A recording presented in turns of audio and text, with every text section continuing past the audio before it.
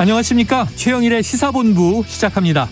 자, 마무리 수순으로 가야 하는 이 국정감사. 지금 여야 공방을 요약하면요. 이재명 대 김건희 이렇게 흘러가고 있습니다. 뭐 다 중요한 사안이겠습니다마는 자, 야당 대표가 과거 지자체장 시절 비리가 있었는가, 또 이 영부인이 과거의 주가 조작, 논문 표절을 과연 했는가. 자, 지금 중차대한 기로인 2022년 이 국회가 정부에 대해 행하는 국정감사의 핵심 과제가 맞는가? 좀 이상하게 느껴집니다. 다 수사사안이거든요. 자, 그런데 어떤 것은 왜 수사를 하는가? 또 어떤 일은 왜 수사하지 않는가? 지금 국회가 이걸 따지느라고 시간을 보내는 것이 안타까운 것입니다. 자, 경상수지 적자가 고착화될 것인가? 이 깡통 전세가 역대 최대로 위험수위다, 이런 이야기들이 나오고 있고요. 또 빵을 만드는 공장에서 왜 사람이 죽어야 하는지. 자, 국민의 대표 국회가 따져 묻고 반드시 개선해야 할 일들이 산적합니다. 국민의 먹고 사는 문제, 또 생명과 안전의 문제들 말이죠. 자, 이제 며칠 안 남았습니다. 설마 이렇게 끝나는 건 아니겠죠? 끝까지 지켜보고 묻겠습니다. 최영일의 시사본부 출발합니다.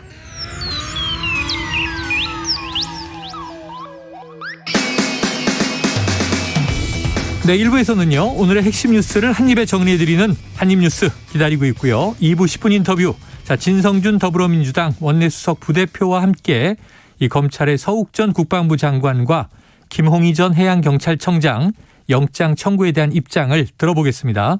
자, 이어서 여의도 정치 핵심 관계자, 여의도 정핵관 이 사건 본부도 준비가 돼 있습니다. 1부 마지막에 이 듣는 노래죠. 디저트송 신청 기다리고 있으니까요. 오늘 듣고 싶은 노래가 있으시면 문자 샵 9730으로 자유롭게 보내주시기 바랍니다. 자, 디저트송 선정되신 분께는요. 치킨 쿠폰 보내드리고 있습니다. 많은 참여 부탁드리면서 짧은 문자 50원, 긴 문자 100원입니다.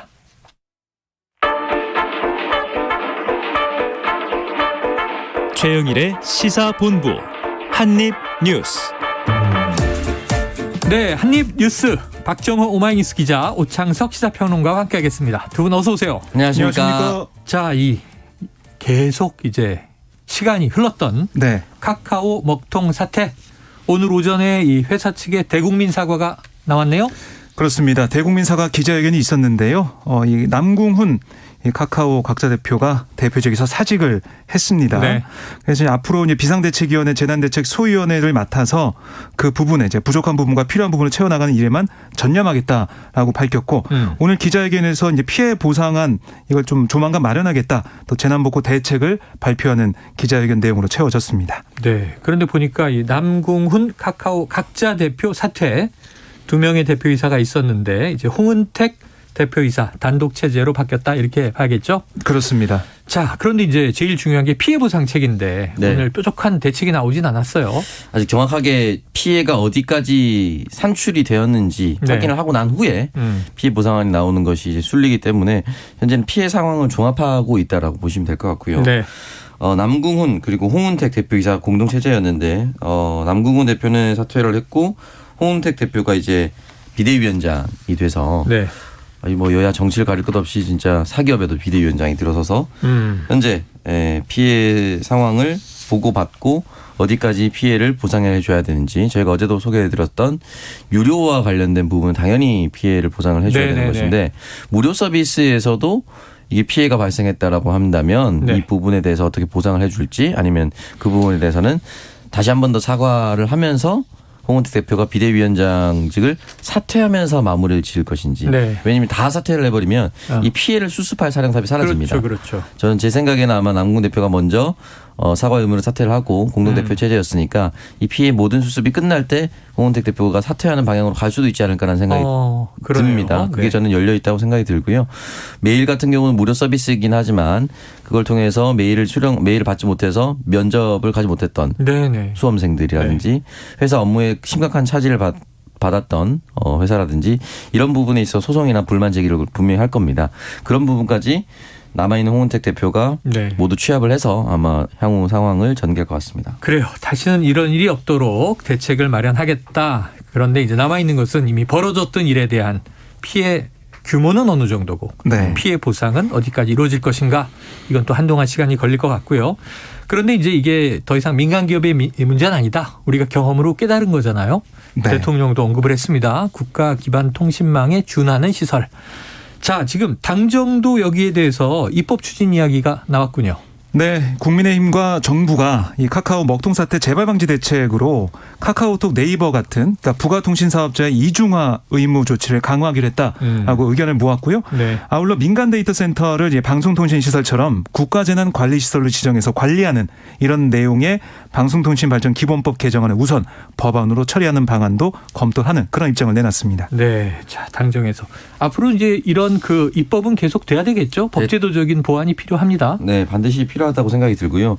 저희가 한 어떤 사이트에 가입을 했을 때 내가 가입한 정보만 유출돼도 사실 우리 일상이 마비될 정도로 그 해커들한테는 예. 아주 먹잇감이 되거든요. 근데 지금 이제 일상뿐만이 아니라 내가 원래 이용해야 하는 것 까지 다 마비가 되어버렸기 때문에 이 부분에 있어서는 데이터 다중화라든지 지금 국민의힘 성일종 정책위 의장이 얘기했었던 이중화가 안 돼서 이중화를 반드시 해야 한다는 이 의견을 법제화시키고 따르지 않았을 경우에는 저는 뭐 사이버 안보 수준까지 격상을 시켜서 네네. 관리를 해야 한다고 생각합니다. 그래서 지금 사이버 네. 안보 TF도 만들어 있는 거잖아요. 그렇습니다. 어제 뭐 첫 회의를 했었고요. 또 오늘 이제 카카오 기자회견을 좀 보면 홍은택 대표가 그런 얘기를 했어요.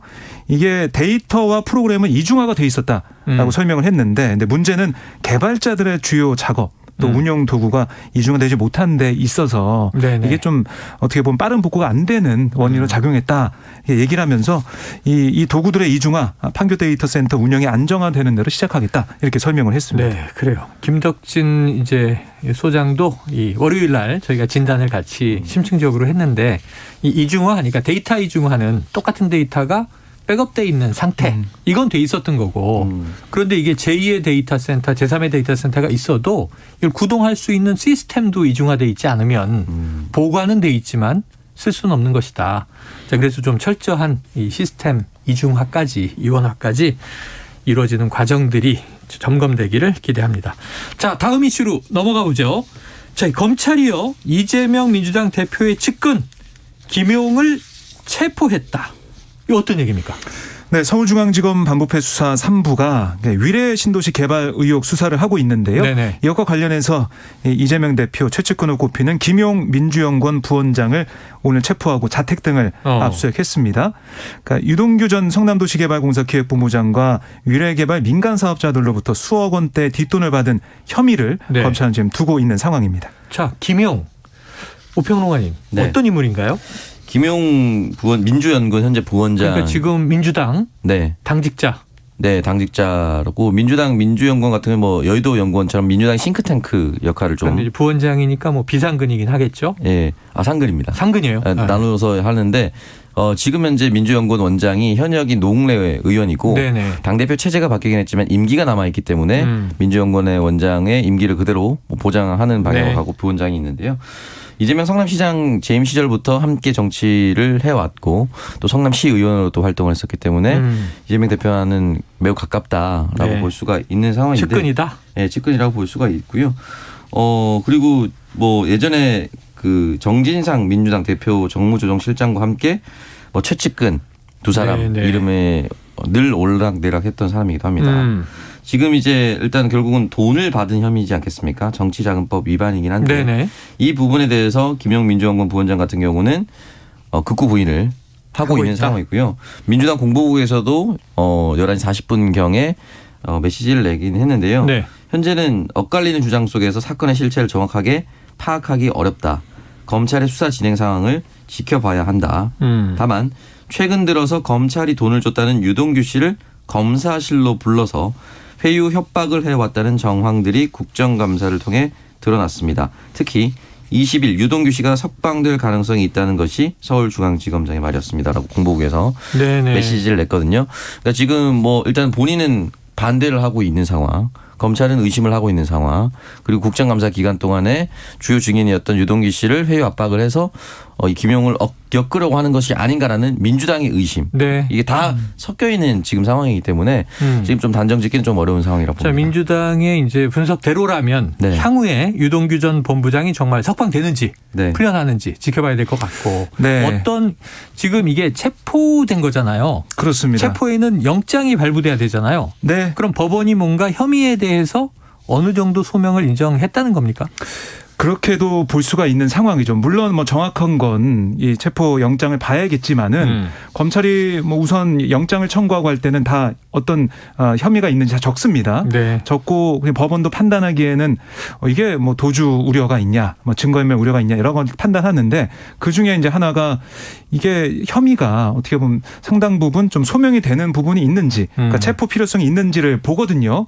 근데 영장이 발부됐다는 것은 체포할 필요가 있다라고 법원이 인정한 셈이다라고 볼 수가 있겠고, 이 국민의힘에서도 이제 그 점을 지적을 하고 있어요. 네. 영장 발부된 거 그거 좀 봐라라는 지적도 하면서 또 하나는 이재명 대표가 인정한 최측근 김용 부원장이 체포가 됐지 않냐. 네. 여기에 대한 이재명 대표 입장이 나와야 된다라고 얘기를 했고, 또 하나 지난해 9월 유동규 전 본부장이 압수수색 당하기 직전 통화한 상대도 김용 부원장 또 정진상 부회장 두 사람이었다. 그러니까 측근 중에 측근 두 사람인데 과연 이재명 대표가 침묵할 수 있겠냐 이런 지적을 하고 있습니다. 네, 대선 전 대선 과정에서 뭐 여러 인물들이 등장하면서 대장동 의혹 관련 언론에서 이 사람도 이재명 후보 측근이다, 저 사람도 이재명 후보 측근이다 이럴 때 이 이재명 후보가 직접 이런 얘기를 했어요. 이게 정진상, 김용 정도는 돼야 측근이 아니겠는가 하고 이제 인정을 한 인물 둘이에요. 그 중에 한 명이 바로 김용, 현재는 민주연구원 부원장인데 어쨌든 당사자는 지금 불법 자금 수수는 사실이 아니다. 이게 부정하는 입장이죠. 그렇습니다. 입장문을 냈는데요. 네. 소문으로 떠돌던 검찰의 조작 의혹 실체가 드러나고 있다라고 주장하면서 이 자금 수수 의혹 전혀 사실이 아니다라고 반박을 하고 있고요. 네. 검찰을 향해서도 유검 무죄, 무검 유죄다. 없는 죄를 만들어내고 있다. 나라를 독재 시설로 회귀시키고 있다라고 비판하면서 명백한 물증이 있는 50억 클럽을 외면하고 정치 공작을 일삼는 검찰의 행태를 규탄한다. 네. 이렇게 주장을 했습니다. 자, 오래간만에 50억 클럽이라고 하는 이야기가 나왔습니다. 초기에 나왔다가 요즘은 잘 언급되지 않죠. 자, 다음 이슈로 넘어가 보겠습니다. 그런데 이게 또 지금 뭐 기소도 있고 그리고 이제 송치도 있고 지금 체포도 있어요. 네. 지금 이제 김용 부원장 체포의 경우에 체포는 48시간 시간이 제한돼 있잖아요. 그렇습니다. 그럼 그렇게 조사를 하고 그 다음에 혐의가 있다 그럼 구속영장 네. 청구를 또 하게 되는 거죠. 그렇습니다. 앞으로 추이를 봐야 되고요. 자, 이번에는 검찰이 강제 북송 의혹 대상 중에 노영민 전 청와대 비서실장을 소환했다. 그러면 출석을 한 겁니까? 네. 원래는 이 노영민 전 실장이 16일에 출석을 통보를 받았어요. 네. 그러니까 통보를 해서 이제 출석하겠다고 했는데 일정이 언론에 알려지면서 조사 날짜를 다시 잡았거든요. 네. 그래서 오늘 이제 피고발인 신분으로 소환 조사를 검찰에서 받고 있습니다. 아, 지금 받고 있군요. 그렇습니다. 아직 나오진 않았고. 네. 뭔가 이제 나오면서 또 입장을 기자들에게 이야기하게 되면 나올 텐데 지금 그런데 이제 이 내용 자체가 강제 북송 의혹, 그러니까 동료 선원들을 살해하고 귀순 의사가 있었는데 문재인 정부 때 판문점을 통해서 강제로 북송했다. 그런데 지금 국민의힘 지금 이번 정부는 심각한 문제라고 보는 거잖아요. 네. 오평론가님 어떤 쟁점들이 좀 숨어 있습니까? 네, 결국에는 이제 귀순 의사를 표명했다는 이 보고서가 어떤 쪽의 입장이 맞는 것인가, 네. 어떤 쪽의 주장이 맞는 것인가가 가장 핵심적인 부분인 것 같은데요. 현재 현 정권과 검찰 같은 경우는 이전 정권에 있었던 문재인 대통령을 제외한 모든 보고 라인을 지금 한 사람씩 한 사람씩 불러드리고 있거든요. 그 소개하실 때 뭐 체포, 송치, 뭐 고발 이런 식으로 얘기를 했지만 국민들 입장에서는 한 명씩 그냥 다 줄줄이 잡혀가는 것처럼 보일 수도 있는 거거든요. 맞습니다. 이게 구분이 어려워요. 네, 구분이 어렵고 또 본질적으로 다르다고 보기도 좀 어렵습니다. 일단 불러드린 건 맞으니까요. 순서대로 가는 거니까요. 네, 순서대로 불러들여서 이 보고 체계에서 현 정권과 검찰이 의심하는 것은 우리 그 정부 정권이 거짓말을 하고 있다는 것이 또 본질인 것이고 지금 노영민 비서실장이라든지 또는 지금 조사를 계속 받고 있는 사람들은 우리가 다 공개할 수는 없지만 그 부분에 있어서 절차적 오류나 법률적 오류는 없었다라고 얘기하고 있는 상황이 계속해서 지속이 되고 있습니다. 그래요. 아까 이야기한 이제 김용 이 민주연구원 부원장의 경우에도 네. 체포영장이 왜 발부됐는가 지금 이렇게 살펴보니까요. 그게 이제 소환을 여러 차례 하는데 계속 불응하면 강제 구인을 하잖아요. 네. 근데 나타나지 않으면 이제 체포영장을 발부하는 거죠. 우리는 조사해야 되겠다. 네. 자, 지금 일단 또 이 강제 북송 의혹 관련해서 노영민 전 청와대 비서실장은 소환에 응했고 지금 조사를 받는 중이다. 결국에는 검찰이 노 전 실장을 조사를 하면서 네. 노 전 실장이 어느 정도 개입을 했는지 또 윗선의 구체적인 지시가 있었는지를 네네. 아마 파악할 것 같아요. 그러다 보면 이 이후에는 이 정의용 전 청와대 국가안보실장 또 서훈 전 국가정보원장도 소환되지 않을까 이렇게 좀 볼 수가 있고요. 네. 결국 계속 윗선으로 가다 보면 문재인 전 대통령까지 가는 게 아니냐. 민주당의 의심은 거기에 있죠. 그렇습니다. 그런 관측을 내놓고 있습니다. 네, 그래서 결국엔 정치 탄압 아니냐 이런 한 주장입니다. 축을 쭉 따라가면 지금 벌어지는 여러 이제 주로 사정 관련 사건, 수사 네. 관련 사건들이 한 축은 문재인 전 대통령, 또 한 축은 이재명 현 민주당 대표를 향하고 네. 있다. 이게 이제 민주당이 지금 추정하고 있는 이야기인데, 자 어제 전해드렸지만 지금 이 서욱 전 국방부 장관하고 김홍희 전 해경청장 네. 지금 이제 구속영장이 청구됐잖아요. 그렇습니다. 그 실질 심사는 잡혔습니까? 네, 내일 내일 모레 금요일에 모레. 있을 금요일에. 예정이거든요. 예. 그래서 결국 이 구속영장이 어떻게 되느냐, 법원에서 판단했을 때 이거 좀 발부하느냐 영장을 거기에 따라서 검찰의 수사 속도, 수사 방향 이런 것들이 결정되지 않을까 싶습니다. 그래요. 전 정부 관련해서는 지금 한 축은 서해 공무원 비격 사건, 또 한 축은 지금 이제 이 강제 북송 의혹 이렇게 네. 구분이 됩니다. 자, 그런데 여기에 대해서 지금 민주당의 반응도 나오고 있죠. 네, 그렇습니다. 더불어민주당은 계속해서 이게 결국에는 기획사정이다라고 비판하고 있는데요. 전 정부를 겨냥한 그런 어떻게 보면은 짜여진 기획에 따라서 가고 있다라고 주장하면서 비판을 하고 있습니다. 자, 그래요. 요 대목을 저희가 2부에서 진성준 더불어민주당 원내 수석 부대표를 연결해서 직접 민주당의 입장을 듣는 시간을 마련했으니까요. 2부에서 좀 많이 경청을 해 주시길 바랍니다. 자, 그런데 지금 이제 이 북한은 도발이 멈추지 않았어요.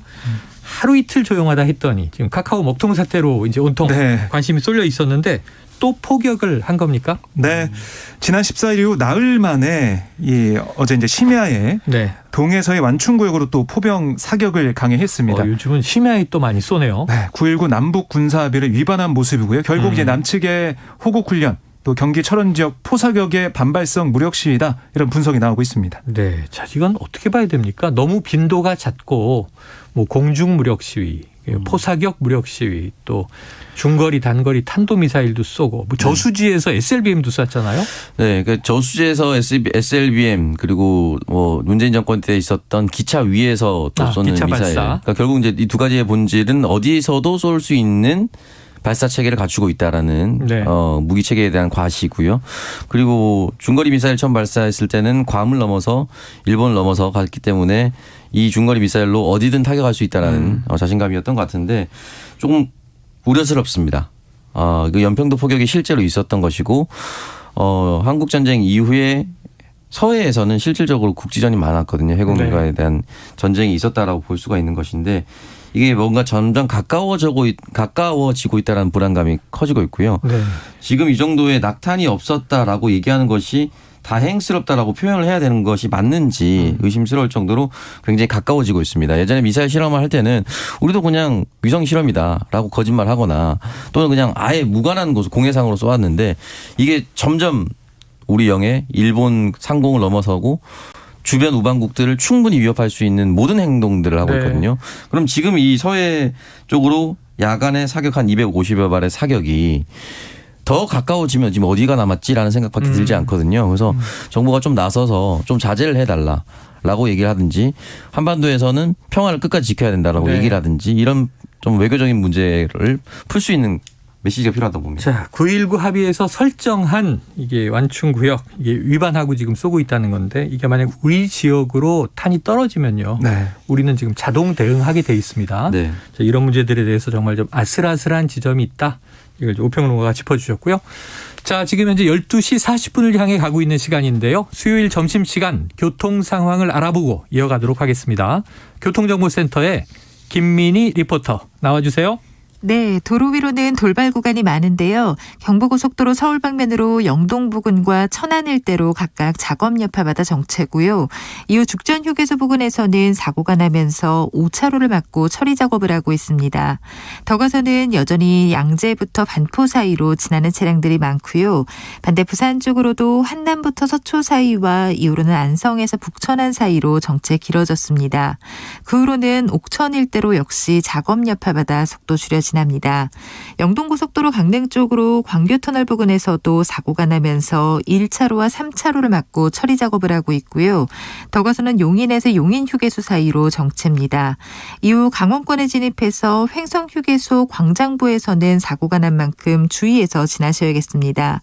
그 후로는 봉평터널 부근에서 하는 작업 때문에 면원 일대로 속도 줄여 지납니다. 그 밖에 서울시내 올림픽대로 공항 쪽으로 가양대교 부근 3, 4차로에서도 사고가 나면서 성산대교부터 차량들 서행합니다. KBS 교통정보센터였습니다.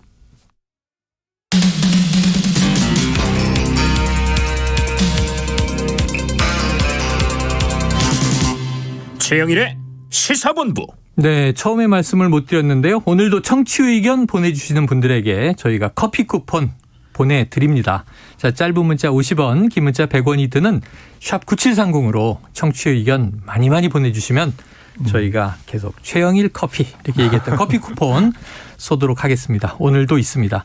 네. 지금 뭐 청취율 조사 기간이라 아침, 여기저기서. 저녁 뭐 시사 프로그램 전쟁인데요. 네, 점심 시간은 딱 하나밖에 없죠. 그렇습니다. 본부로 모이시면 됩니다.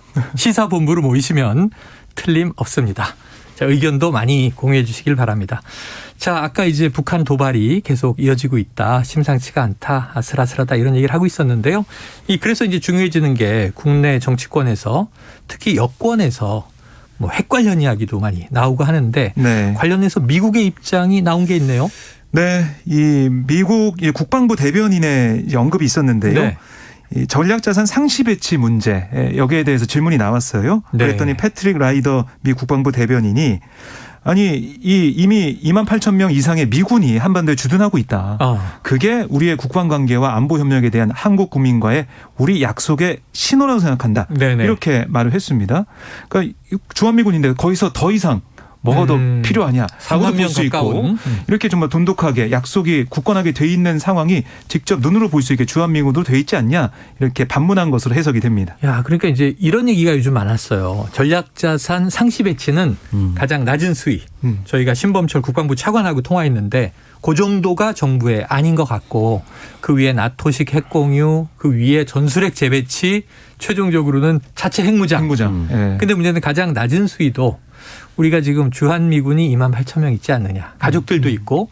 근데 우리나라에서의 논리가 만약 남한을 북한이 핵으로 치면 정말 미국이 도와줄까? 그러니까 우리가 핵 가져야 되는 거 아닙니까? 이런 얘기였는데 네. 지금 우리 한반도에는 미군이 3만 명 가까이 주둔을 하고 있는 것이죠. 그렇습니다. 이것 때문에 사실은 이제 전쟁 억지가 된다라고 과거에 많이 얘기했던 건데.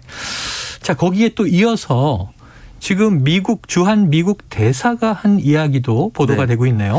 네, 어제 관훈클럽 토론회에서 전술핵 한반도 재배치에 대한 질문을 받았습니다. 네.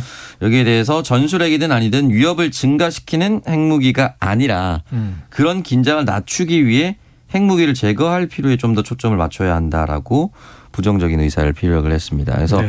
북한도 핵을 가지고 있고 핵무장을 하고 있으니까 우리도 가지자라는 방향보다는 그런 긴장감 자체를 줄이는 방향으로 가야 된다라는 취지였던 것 같고요. 또 펜라이더 대변인 같은 경우는 왜 미국은 북한 미사일을 요격하지 않느냐라는 질문을 받았습니다. 이 질문에 대해서는 영내 동맹과의 감시 탐지 태세는 북한에 대한 강력한 신호이자 경고 능력을 가지고 있다라고 얘기를 하고 있고 또 전 영역에 걸쳐서 대응 능력을 유지하고 있다라고 얘기하면서 우리의 초점은 자유롭고 평화로운 인도 태평양을 수호하는 것이다라고 이야기를 하겠습니다. 알겠습니다. 지금 보니까 이제 미국의 국무부 대변인은 이게 전략 자산 상시 배치에 대해서 답을 했고 지금 이 골드버그 주한미 대사는 전술핵 재배치, 그보다 두 단계 위에요. 거기에 대해서도 이제 오히려 긴장을 낮추는 쪽으로 가야 한다. 지금 대체로 이제 핵과 관련한 이야기는 미국 정부 측의 입장은 좀 부정적으로 나타나고 있다 이렇게 볼 수 있겠습니다. 자, 문재인 전 대통령도요, 이 군사 긴장을 낮추고 대화 복원을 위해 적극 노력해야 한다. 하는 또 이 관련된 메시지를 냈네요. 자, 다음 이슈로 가보겠습니다. 이게 오늘 조금 전인데요. 이 국회 농해수위에서 이 민주당 단독인가요? 이게 양곡관리법이 처리가 됐네요. 네, 그렇습니다. 오늘 민주당 소속인 소병훈 농해수위 위원장과 민주당 의원들이 오늘 농림축산식품해양수산위원회 전체 회의에서 이 과잉 생산된 쌀을 정부가 의무적으로 매입하도록 하는 이 양곡관리법 개정안을 통과를 시켰습니다. 네네. 국민의힘 의원들의 반대를 좀 물리치고 이 법안을 상정해서 가결시킨 상황인데요.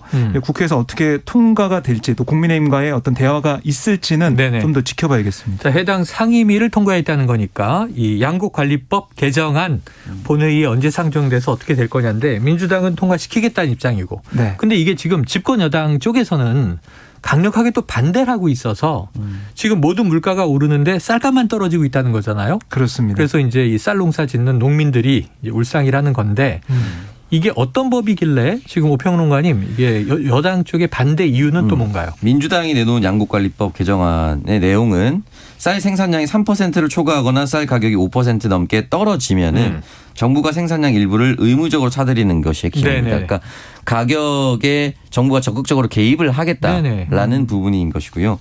여기에 대해서 국민의힘 성일종 정책위 의장 같은 경우는 쌀값 폭락은 문재인 정부의 농정 실패의 결과다. 일단 이제 책임은 전 정권에 있다라고 얘기했고, 두 번째는 쌀 시장에 정부가 과도하게 개입하게 되면 연간 1조 원 이상의 세금을 더 투하해야 된다. 네. 돈이 많이 들어간다. 네, 예산이 들어간다. 예, 두 번째 문제인 것이거든요. 그렇기 때문에 이 부분에 대해서 만약에 쌀에 대해서 이렇게 개입을 하게 된다면 쌀뿐만이 아니라 무, 배추, 마늘 등 모든 농작물에 대한 지원을 해야 된다. 그게 연쇄작용이 일어날 수 있다라고 우려를 하는 부분이 있는 것이죠. 그리고 축산물 공산품까지 관리하는 법을 만들어야 할 상황이 올 수도 있다. 그러니까 저기도 해주는데 우리도 해달라라는 얘기가 올 수도 있다라고 얘기를 한 것 같은데요. 농정 실패의 결과다라는 이 뭐 전 정권에 대한 책임 묻는 거는 뭐 늘 나오는 얘기이기 때문에 뭐 좀 차치하더라도 연쇄작용이 일어나는 경우는 어떻게 또 적절히 관리를 할 것인가에 대한 부분을 좀 고려를 할 필요는 있다라고 생각이 드는데 무조건적으로 안 된다라고 할 것인가. 왜냐하면 지금 쌀 농사가 고도로 이제 기계화가 돼서 사실은 기계를 또 다 매입하지 않더라도 또 대여도 할 수 있다고 하더라고요. 시기마다. 그래서 예전처럼 엄청난 인원이 투입돼서 생산할 수 있는 것이 아닙니다. 그러다 보니까 초과 생산이 좀 많다고 하더라고요. 근데 초과 생산은 많아졌고 기계화는 됐고 더 쉽게 재배할 수는 있는데 중요한 거는 쌀 소비량은 급감하고 있잖아요. 요즘에 쌀을 많이 안 먹는다는 거잖아요. 쌀을 많이 안 먹고 누가 주식이라고 늘 얘기했는데 네, 누가 우스갯소리를 우리나라에서도 이제 사케를 만들어야 된다. 라고 농담을 할 정도로 일본 술입니다. 네. 쌀로 뭘 다른 걸 만드는 방안을 강구해야 된다라고 막걸리도 만들고 하는데 네. 그런 식으로 얘기를 할 정도로 이제 쌀이 남아돈다라는 것인데 이 부분에 대해서 정부가 조금 개입을 해서 쌀 생산량을 조정한다는 사인만 주더라도 조금 달라질 수 있을 것이다라고 생각하는 것이 더불어민주당이 농심을 반영한 내용입니다. 지금 뭐 일종의 이제 우리 식생활의 좀 내용이 이제 시대적 변화를 겪고 달라지고 있다고 하더라도 쌀의 소비가 많이 줄었다 하더라도 여전히 우리 입에는요. 그래 한국인은 밥심이지 이렇게 얘기한단 말이에요. 그리고 이제 밥을 먹어야 되는 그런 이제 또 저도 고정관념이 있는데 이 양곡관리법은요 1950년부터 만들어진 거예요. 최근에 만들어진 게 아니라 그러니까 쌀에 대한 중요성 우리 사회에서 거기에 대해서 뭐 이 초대 정부부터 관심을 기울여 왔던 것이죠. 한때는 생산량을 늘리기 위한 이제 영농 선진화. 지금은 또 남아 돌아서 걱정. 그렇긴 한데 이게 식량 안보 문제도 있고 이게 무 배추하고는 또 좀 다른 측면이 있다. 쌀이라고 하는 것에 대한 상징성이. 여야가 좀 어떻게 잘 합의해서 좋은 방안을 내면 좋겠는데 그 성일종 정책위 의장의 경우에도 뭐 양곡관리법 자체 무조건 반대가 아니기 때문에 이게 생산적인 안을 내겠다는 거죠. 여당 입장도.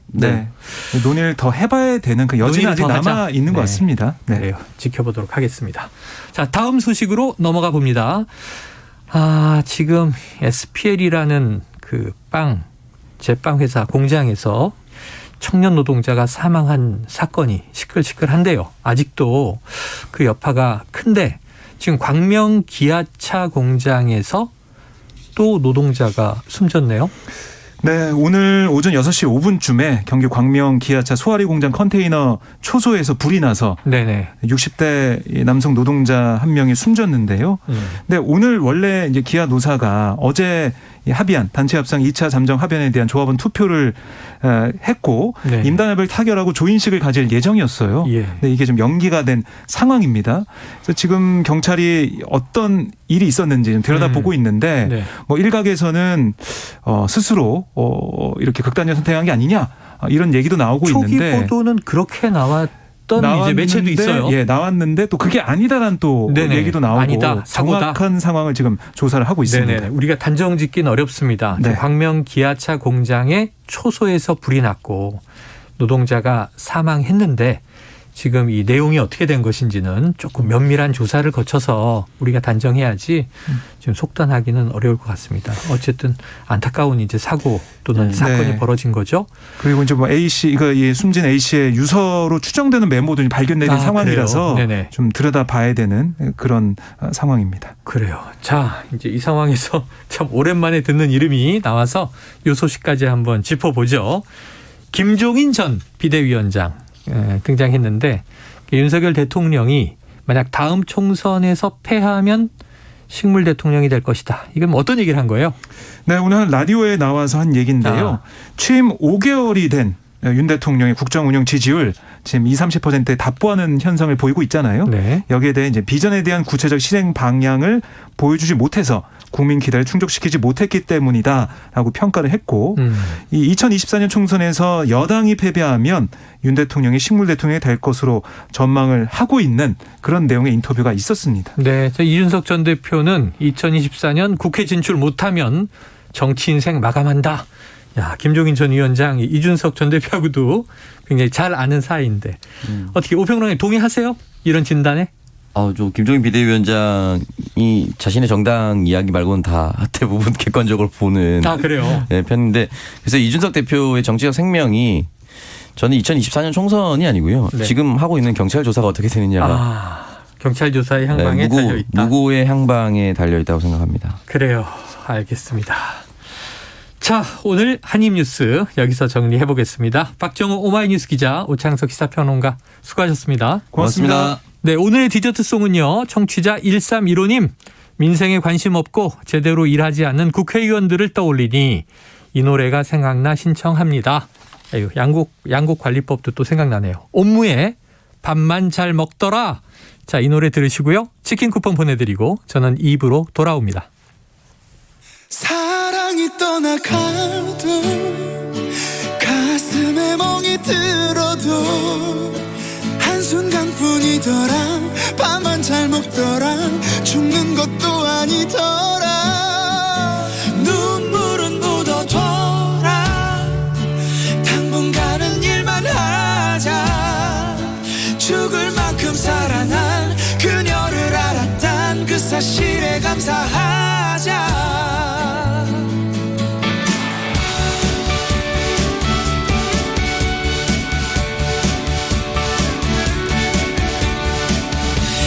지난 일 말하면 뭐해 돌릴 수 없는데 괜히 아픈 가슴만 다시 들춰내서 뭐해 쓸데없게 태어나서 딱 3번만 울게 허락된다는데 괜히 허튼 일들에 아까운 눈물 남긴 말자.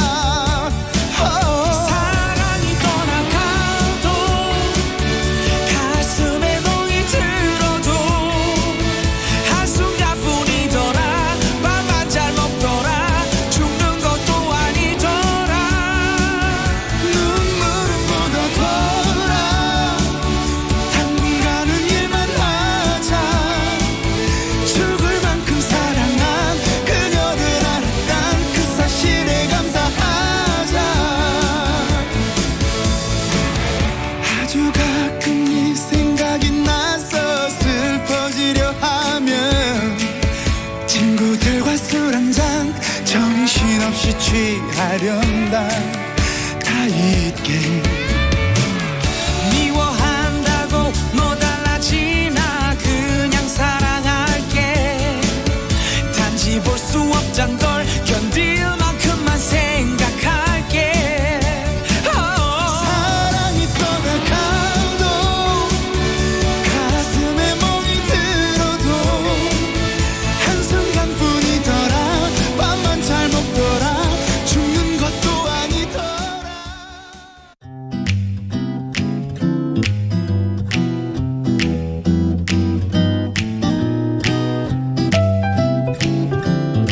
안녕하세요. 바른말 고운말입니다.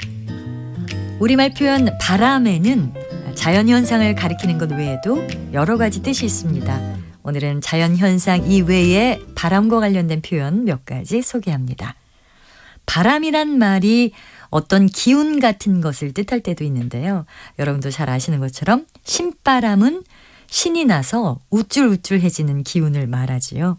이와 비슷한 것으로 어깨바람이라는 것도 있는데 신이 나서 어깨를 으쓱거리면서 활발히 움직이는 기운을 뜻합니다. 혹시 영바람이란 표현을 들어보셨는지요? 이 말은 뽐낼 정도로 등등한 기세를 뜻해서 그 사람은 소원을 성취하여 영바람이 났다처럼 말할 수 있습니다. 지금 들으신 것처럼 이 표현은 영바람이라고 된소리로 발음합니다. 또 몹시 지친 때에 숨이 차서 숨결이 고르지 못하고 몸이 떨리는 현상을 속바람이라고 합니다. 예를 들면 그는 분함을 못 이기어 속바람이 일어날 듯 하였다 이렇게 표현할 수 있습니다. 그리고 반가운 손님이 왔다는 소식에 선바람으로 달려나갔다에서 선바람은 지금 그대로의 차림새를 뜻하는 명사고요. 예문에서처럼 주로 선바람으로의 형태로 사용되고 있습니다. 바른말 고운말 아나운서 변희영이었습니다.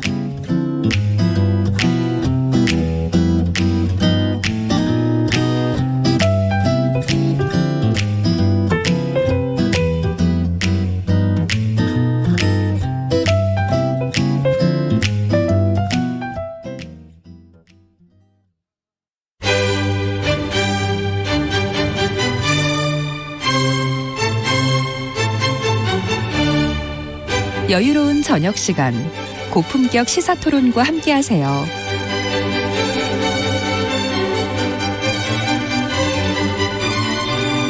평일 저녁 7시 20분 KBS 열린 토론 정준희 교수와 함께합니다.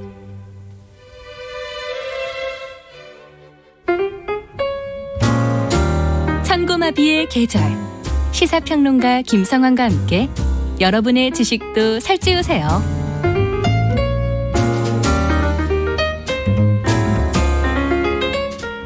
정치에 경제를 더하고 미술에 음악을 더하는 시간. 평일 밤 10시 5분 KBS 1라디오 김성환의 시사야.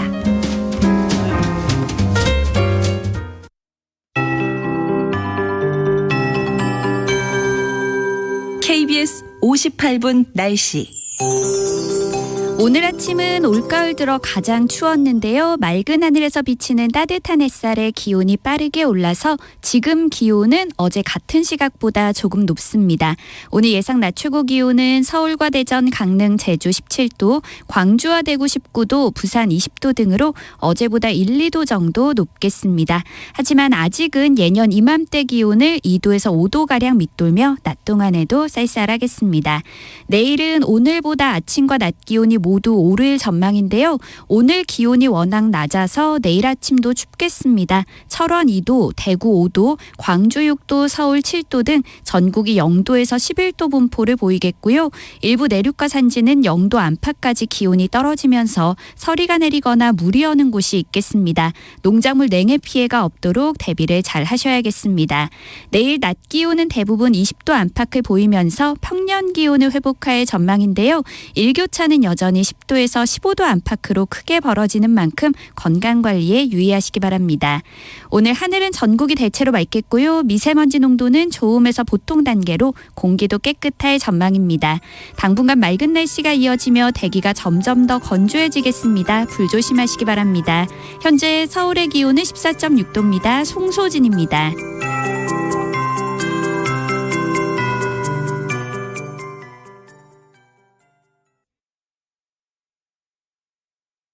정성을 다하는 국민의 방송 KBS가 한시를 알려드립니다. AM 711kHz, FM 97.3MHz, KBS 1라디오입니다. HLKA.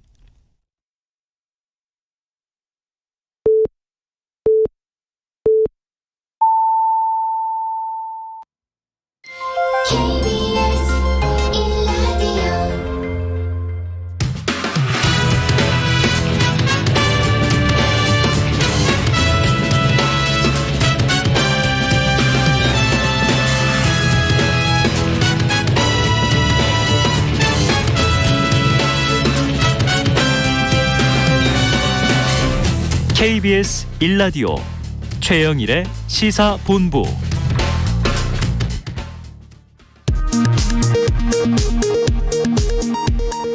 이 시각 라디오 정보센터 뉴스입니다. 카카오가 판교 데이터 센터 화재로 인한 서비스 장애와 관련해 불편을 겪은 모든 이용자들에게 사과하고 피해를 입은 다양한 이해관계자들에 대해 보상하겠다고 밝혔습니다. 카카오는 오늘 별도의 신고 채널을 열기로 했습니다. 한국은행은 우리 경제의 주요 수출 대상국인 미국과 중국, EU의 경기 위축으로 수입 수요가 동시에 부진하면서 우리 수출의 부진도 이어질 것으로 전망했습니다. 경북 예천군 소재 종오리 농장에서 고병원성 조류 인플루엔자 AI 발생 사례가 나왔습니다. 올가을 들어 가금 농장에서 발생한 첫 고병원성 AI 사례입니다. 지난달 주택도시보증공사의 전세보증금 반환보증 보증사고가 역대 최대를 기록했습니다. 보증사고로 집주인을 대신해 세입자에게 전세보증금을 갚아준 대위 변제액도 월별 기준 역대 최대를 기록했습니다. 지금까지 라디오 정보센터 뉴스 정원나였습니다.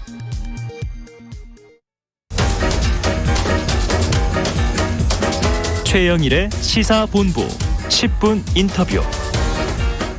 네, 화제 이슈를 콕 짚어보는 10분 인터뷰 시간입니다. 자, 검찰이요, 이 서해 피격 공무원이 자진 월북한 것처럼 몰아가기 위해서 이 첩보를 삭제하거나 허위 보도 자료를 만들어서 배포했다. 바로 이런 혐의로 서욱 전 국방부 장관 그리고 김홍희 전 해양경찰청장에 대해서 사전 구속영장을 청구했죠. 자, 국민의힘은 관련해서 문재인 전 대통령을 조사해야 한다. 이런 주장을 하고 있고요. 민주당은 표적 수사다. 맞서고 있습니다. 자, 오늘은요, 더불어민주당 진성준 원내수석 부대표와 관련 이야기를 나눠보겠습니다. 자, 부대표님 나와 계십니까? 네, 안녕하세요. 네, 안녕하세요. 예. 자, 어제 나왔던 이 서욱 전 국방부 장관, 김홍희 전 해양청장 구속영장 청구 어떻게 보셨습니까?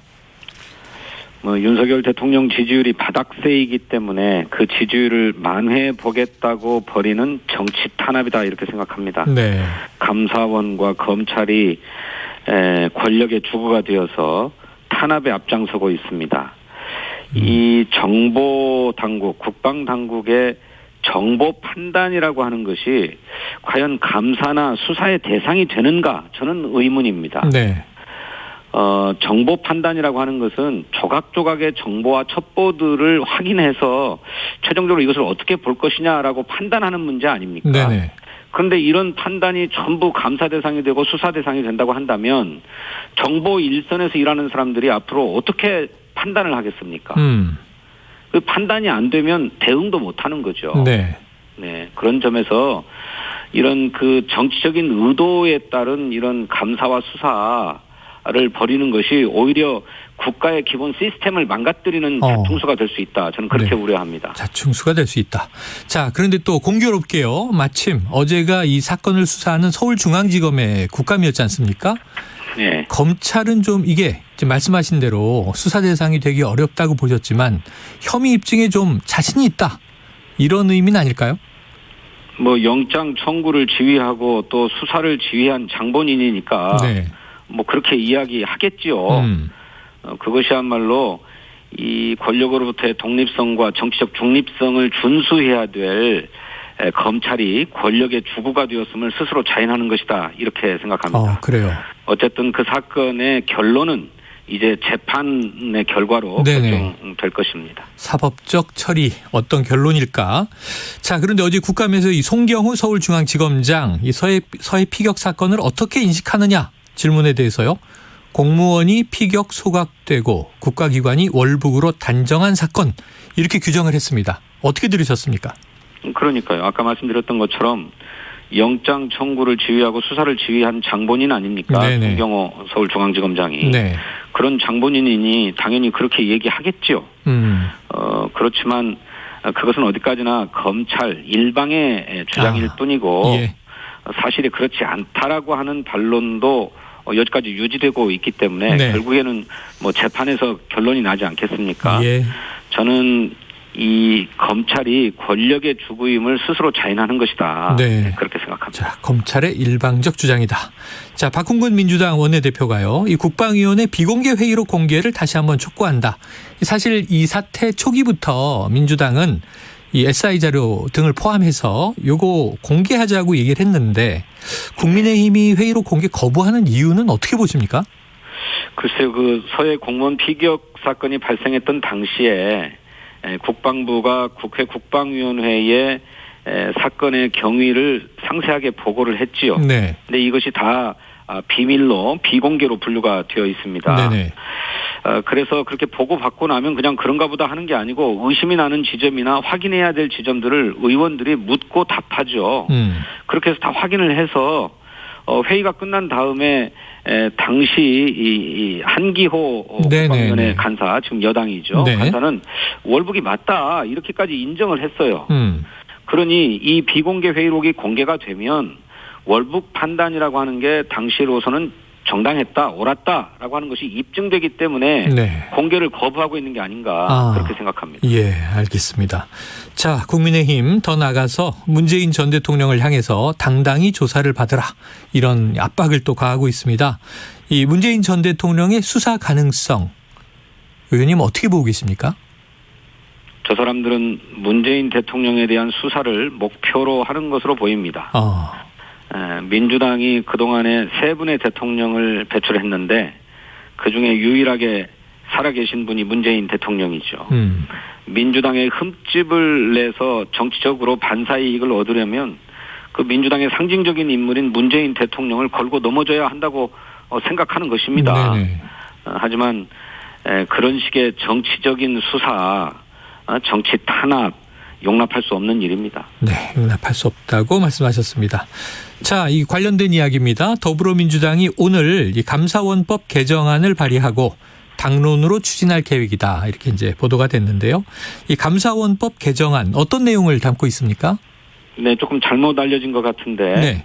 오늘은 감사원 개혁 방안을 주제로 우리 정치탄압대책위원회가 토론회를 했고요. 오늘 토론회고요. 예, 이 토론회에서 제안된 여러 가지 감사원 개혁 방안들을 종합해서 이달 말쯤 법안을 발의할 예정입니다. 네네, 이달 말. 핵심적인 것은 결국 감사원이 그런 독립성과 정치적 중립성을 위반했을 때 처벌한다라고 하는 규정이 분명하게 들어가야 된다고 하는 것이고 네네. 또 이런 식의 정치감사 또 기획표적감사는 발을 붙이지 못하도록 이 감사원의 감사에 대한 적절한 통제 방안 같은 것들이 절차적으로 수립될 필요가 있다라고 하는 점들이기 때문에 그런 점들이 담길 것으로 보입니다. 네, 결국은 이제 독립성과 중립성 보장을 위한 좀 강력한 장치들을 넣겠다 이렇게 이해하겠습니다. 네. 자, 이 민주당이 정권이 편파 수사 표적 감사를 한다. 이 대통령실 항의 방문을 이제 하기도 했는데요. 항의 방문 계속 이어질까요? 항의 방문만이 아니고 필요하면 그보다 더한 투쟁도 벌일 것입니다. 네네. 그리고 국회법과 또 헌법이 국회에 부여한 권한을 최대한 적극적으로 행사해서 이렇게 무도한 정치 탄압, 정치 보복을 반드시 막을 것입니다. 네, 자, 더 강한 투쟁이라도 불사할 것이다. 그런데 이 항의 방문 이 기사가 보도되는 과정에 좀 엉뚱한 이제 일이 화제가 됐습니다.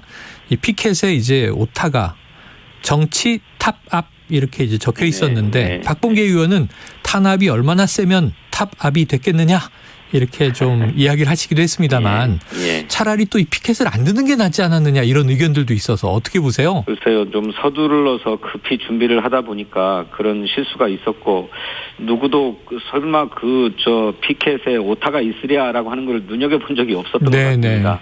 예, 사소한 실무적 실수였습니다. 네, 그래요. 알겠습니다.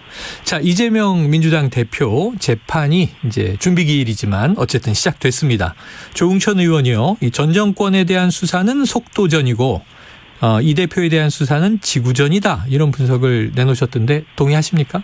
네, 그런 측면이 지금 막 드러나고 있죠. 그러니까 한쪽은 좀 속도를 많이 내고 있고 지구전이기는 한데 워낙 다양한 이슈로 전방위전이 되고 있는 것 같습니다. 이슈들이 많습니다. 자, 오늘 대장동 개발 사업 특혜 의혹을 수사 중인 검찰이 이 최측근이라고 이제 지목이 된 인물이죠. 김용 민주연구원 부원장을 체포했습니다. 이 김용 부원장 측은요, 검찰이 없는 죄를 만들었다 하는 이제 부인하는 주장이지만 이게 지금 민주당은 조작 수사라고 보는 것 같고 이재용 이 대표 없던 증언이 나타나기 시작했다. 조작 수사에 대비해야 한다. 이런 또 메시지를 띄워서 말이죠. 근거가 있습니까?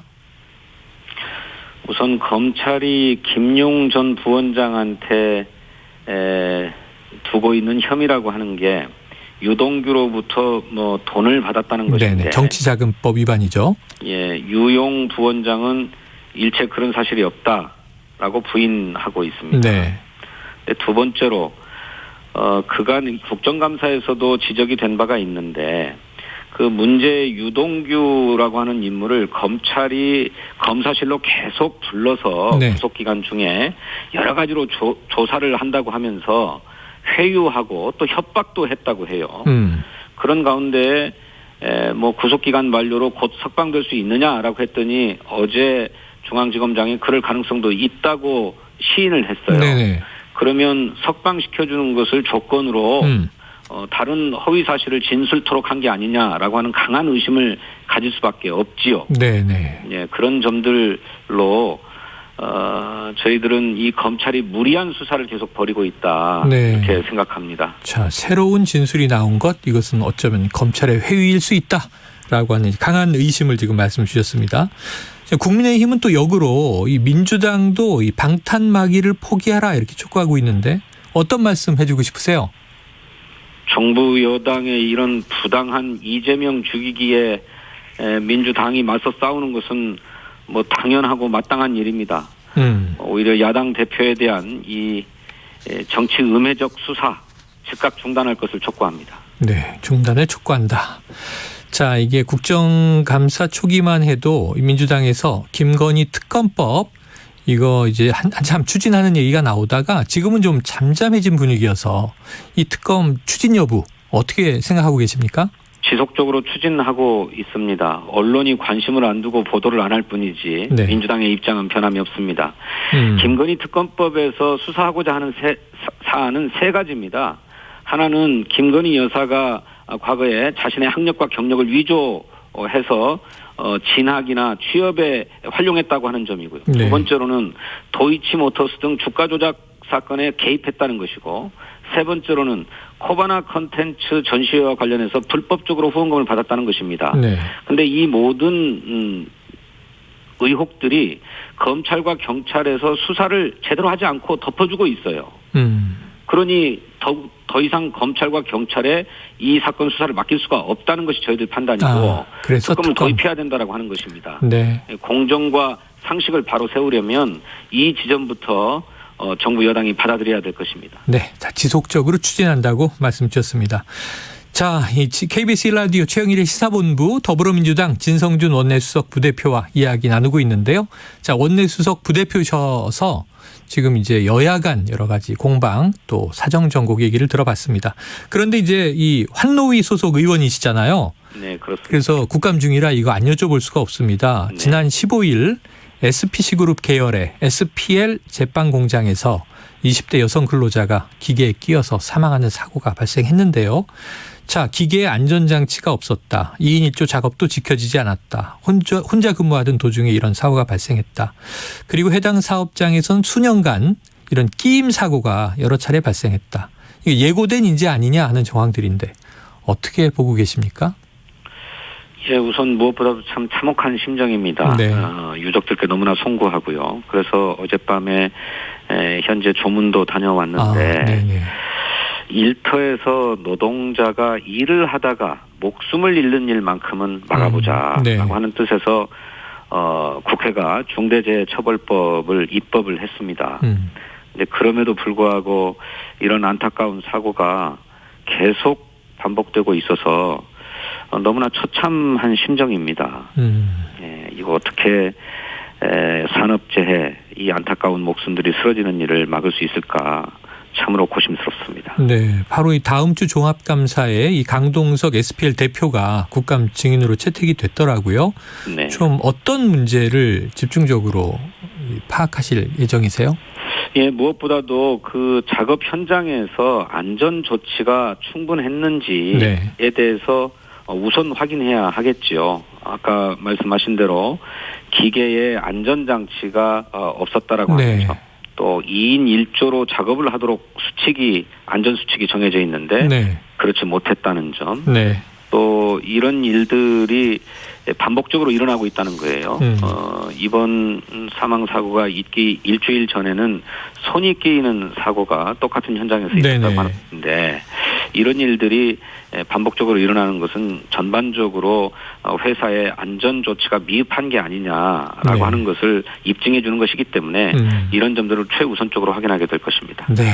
자, 이런 게 정말 민생 관련인데 좀 집중적으로 개선 사항을 만들어 주시길 당부드리고요. 네. 환노위여서 요 끝으로 하나 여쭤보겠습니다. 네. 이것도 좀 엉뚱한 일인데 김문수 경사노위 위원장 국회 네. 모욕죄로 고발을 하셨잖아요. 네. 근데 이게 실효성이 있겠느냐, 이게 처벌 전례가 없다 이런 얘기들이 나와서 어떻게 보십니까? 처벌 전례가 아주 없는 것은 아닙니다. 네. 그동안에 국회가 국정감사나 청문회에서 위증을 한 혐의로 78건을 13대 국회 이후부터 지금까지 통계를 내보니까 네네네. 78건을 네네. 고발했더라고요. 그중에 유죄 판결 받은 게 13건이었습니다. 아, 예. 그리고 국회 모욕은 주로 증인이 출석하지 않았을 때 국회를 모욕한 것이다 해서 고발을 했는데 네네. 이것은 36건이 고발이 되어서 유죄가 1건이었습니다. 네. 그러니까 국회 모욕죄 처벌을 불출석을 사유로 한 것은 좀처럼 처벌되지 않았는데 이번은 뭐 위증도 있습니다만 국회에서의 진술이 국회를 정면으로 모욕한 사건입니다. 네. 이걸 가지고 모욕죄로 하는 것은 처음이기 때문에 네. 법원이 어떻게 판단을 할 것인지 또 수사기관인 검찰은 어떻게 판단을 할 것인지 네. 예의주시해야 될 것이라고 봅니다. 알겠습니다. 지켜보도록 하죠. 의원님 오늘 말씀 여기서 정리하겠습니다. 고맙습니다. 네, 감사합니다. 예, 지금까지 진성준 더불어민주당 원내수석 부대표였습니다.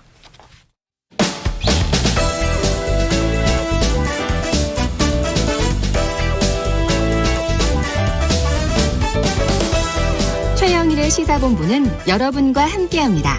짧은 문자 50원, 긴 문자 100원이 드는 샵 9730. 라디오 어플 콩과 유튜브는 무료로 참여하실 수 있습니다.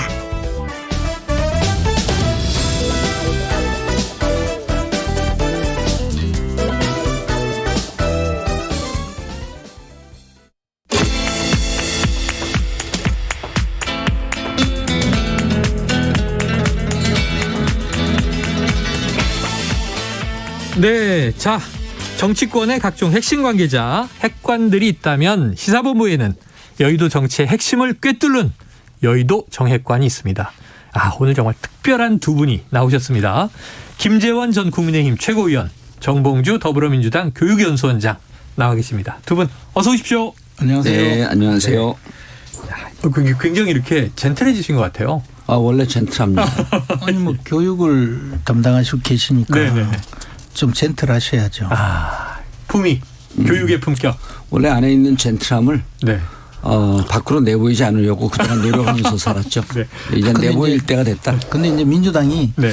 교육 전문가를 드디어 참 연수원장 모셨으니까 다행이죠. 왜냐하면 학교 다녀오셔서 교육은 잘하시고. 네. 이제 민주당이 교육을 잘 받기 때문에 네. 국민의힘은 해체 준비만 하면 됩니다. 야, 시작부터 뭐 팽팽하십니다. 팽팽. 자, 지금 뭐 바로 이 현 상황으로 들어가 보죠. 자, 일단 국감은 끝나가고 있고요. 후반부 다음 주에 이제 종료가 되면 좀 속도전으로 전당대회 모드로 국민의힘이 집권 여당이 전환할 것으로 보여져요. 이 돌아가는 판세 어떻게 보고 계신지 먼저 뭐 당에 계시는 김재원 의원님 말씀 주시죠. 사실은 이제 우리 당이 비상대책위원회가 지금 이제 출범해서 네. 그것도 이제 소송까지 해서 결국 이제 안착이 되었는데 네.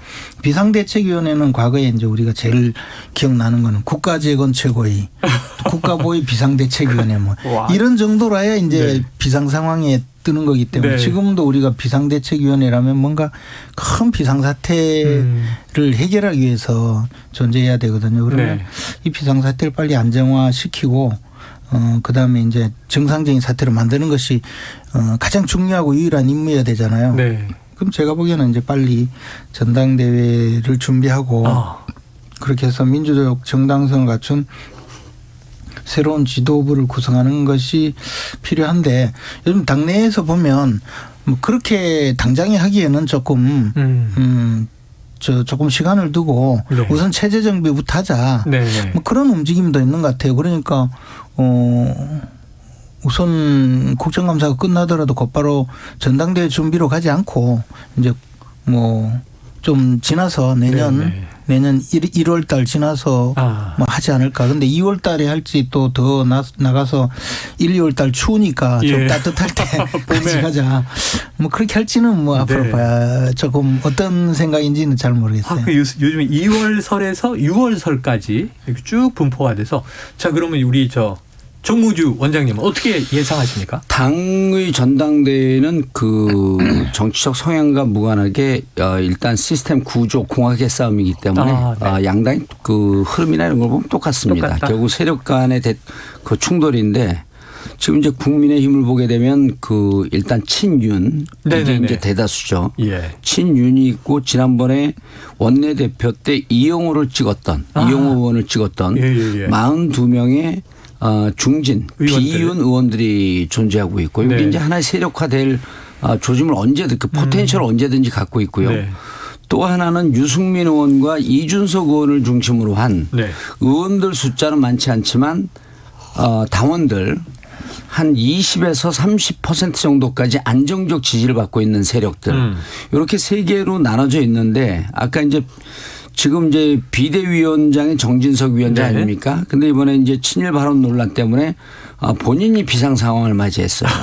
그래서 본인의 비상 상황도 해결 못하는 사람이 당의 비상 상황을 해결할 리는 만무이기 때문에 특히 비상 상황의 종식을 꿈꾸는 국회의원들은 좀 난망하지 않겠느냐. 그래서 제가 보기에는 2월서부터 6월설까지 있는데 지금 상황에서는 빨리 하는 것이 당의 여러 가지 그 난맥상을 그나마 해결할 수 있는 체제 정비의 좋은 시기인데 아마 빨리 하진 않으려고 그럴 거예요. 왜냐하면 지금 빨리 하게 되면 유승민 전 의원이 압도적으로 유리하기 때문에 유승민 의원의 힘을 빼놓는 작업을 하고 객관적으로 시뮬레이션을 돌려봐서 이제 유승민을 꺾을 수 있겠다라고 하는 시기를 잡지 않겠는가. 예, 시기가 조절될 것이다. 그럼요. 예, 지금 그러면서 안에서 나름대로 공학도들 주판화를 좀 두들기고 있을 거고 김재원 의원이 아주 뛰어난 공학자 중에 하나인데 이번엔 제대로 못 볼 겁니다. 왜냐하면 이번 전당대회에 본인이 뛸 준비를 하고 있기 때문에 그래요? 저렇게 되면 이제 객관적으로 못 봅니다. 그래서 우리 같은 사람들이 봐주는 게 맞습니다. 일단 뭐 최고위원 출신이시기도 하고. 자, 아니 이제 뭐 봐준다고 해도 선무당이 사람 잡거든요. 제대로 볼 줄 모르는 분이 아무리 바본들 뭐 하겠습니까? 저는 정치 연조는 제가 한 2배 넘습니다. 학교에 여러 번 갔다 오셔서 공부를 독학을 좀 하셨나 싶었더니 별로 공부를 안 하신 것 같아요. 그래서 어쨌든 뭐 우리 당의 상황에서 특정인을 배제하기 위해서 시간을 두고 전당대회 일정을 조절하려고 한다라는 의심은 물론 민주당이 계속 그런 소문을 퍼뜨리겠지만 사실 그건 가능하지 않아요. 그렇게 하면 국민들이 더 금방 알아채고 특히 당원들이 알아채기 때문에 그것은 결국은 역효과만 나거든요.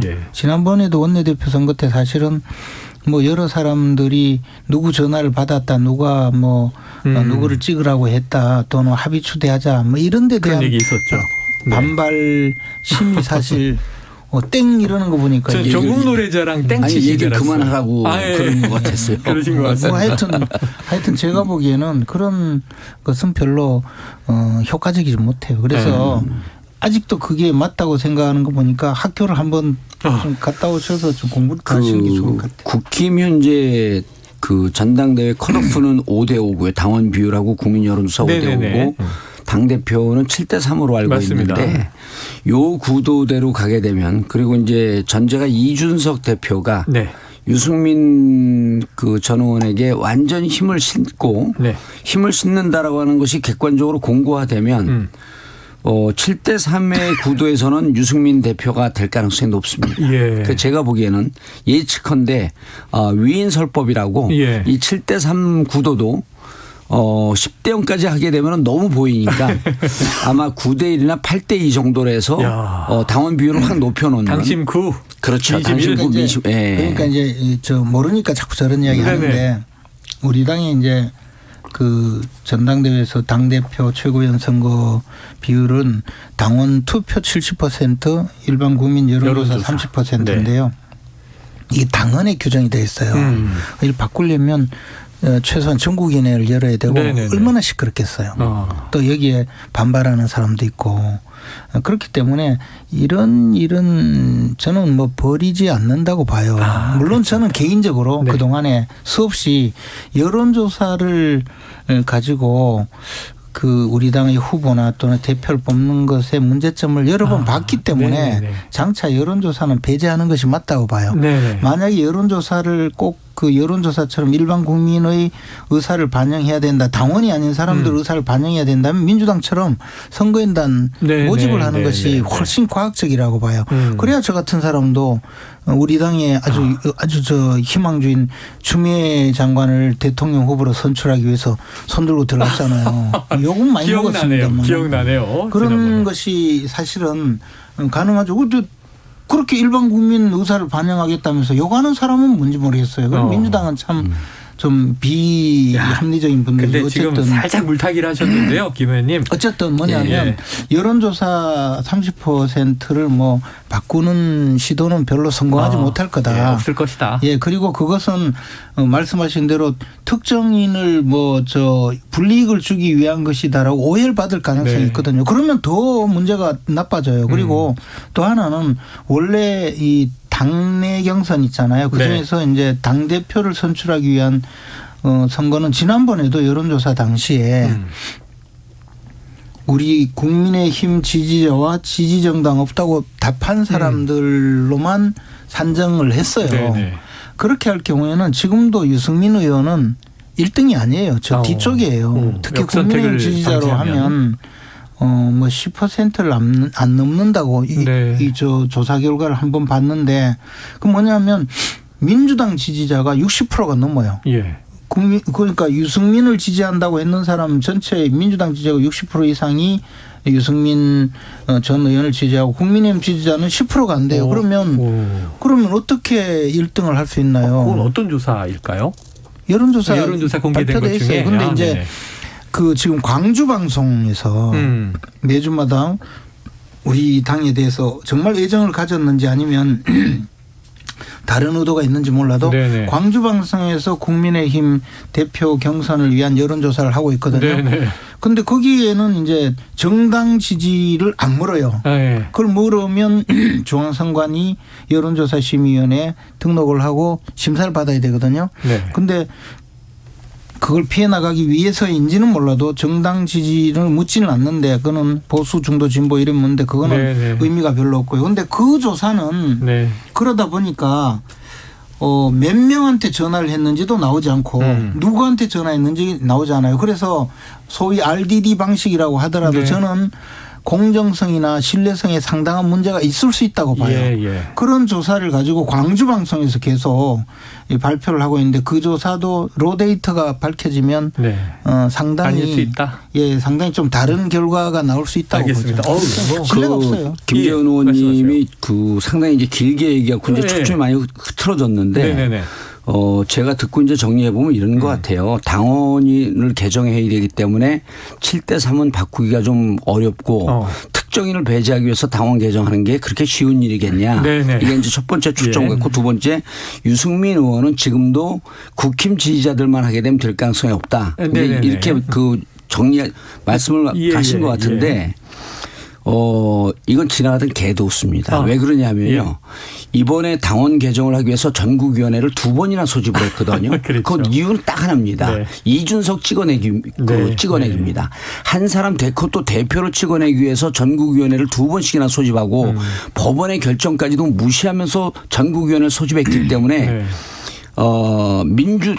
국힘 당원은요. 국민들이 보거나 혹은 당원들이 보기에 저건 나이롱 당원이에요. 마음에 들면 윤석열 대통령의 마음만 먹으면 언제든지 저건 바꿀 수 있다라고 하는 인식이 박혀 있다라고 하는 것 때문에 당원 개정은 염체체면 불구하고 바꿀 것이다. 이런 점이 하나고요. 그다음에 유승민 의원이 지금 상황에서도 되게 어렵다. 저는 될 가능성이 높다고 봅니다. 가능성이 높다. 왜냐하면요. 일단 이준석 대표와 윤석열 대통령께서 싸우는 모습이 국민들에게 많은 기쁨을 줬습니다. 경기도 힘들고 어려운데 유승민하고 싸우면서 또 한 번 기쁨을 주시라고 저는 믿고 지난해 6월 11일 날 이준석 대표가 됐거든요. 이때도 다 안 된다 그랬어요. 근데 왜 이때 됐냐면 국힘 지지자들이 위기 상황으로 봤습니다. 근데 지금요. 대통령 지지율 30%에서 까딱까딱하면서 왔다 갔다 하죠. 국힘 지지율 민주당한테 한 10% 정도 밀려 있죠. 이러기 때문에 국힘 내부에서 이 친윤 일색으로 갔다가 당이 망하고 우리가 위기 상황이 올 것이다라고 하는 것 때문에 당원들은 국회의원들보다 현명하고 똑똑하거든요. 지난해 6월 11일 날 이준석을 선택한 것만큼 지금 제일 국힘 중에서 중도층이나 국힘의 합리적인 보수 그러니까 극우 아스팔트 태극기 부대 말고 합리적인 분들은 유승민 의원이 가장 이치에 맞고 이성적인 얘기를 한다고 얘기하고 있어요. 뭐냐면 대통령이 뭐 잘못했을 때 정진석이 친일 발언했을 때 그걸 지적하고 비판하는 사람이 유일하거든요. 그렇기 때문에 제가 보기에는 국힘에 보수가 살아있고 양심적이고 합리적인 생각을 하는 사람들이 버젓이 여전히 존재하고 있다면 전제입니다. 만약 유승민 후보가 안 되면 국힘은 끝나는 겁니다. 이제 망하는 정당으로 가는 거거든요. 그래서 제가 보기에는 그나마 민주당은 한판 제대로 붙으려면 유승민 대표 뽑아놓고 보수를 좀 살려서 극우 말고 한번 제대로 붙어보자. 차기 당권 놓고 두 분의 의견이 완전히 갈리시네요. 그게 이제 우리 정봉주 의원님이 우리 국민의힘이 잘 되기를 바라서 저런 이야기를 하겠습니까?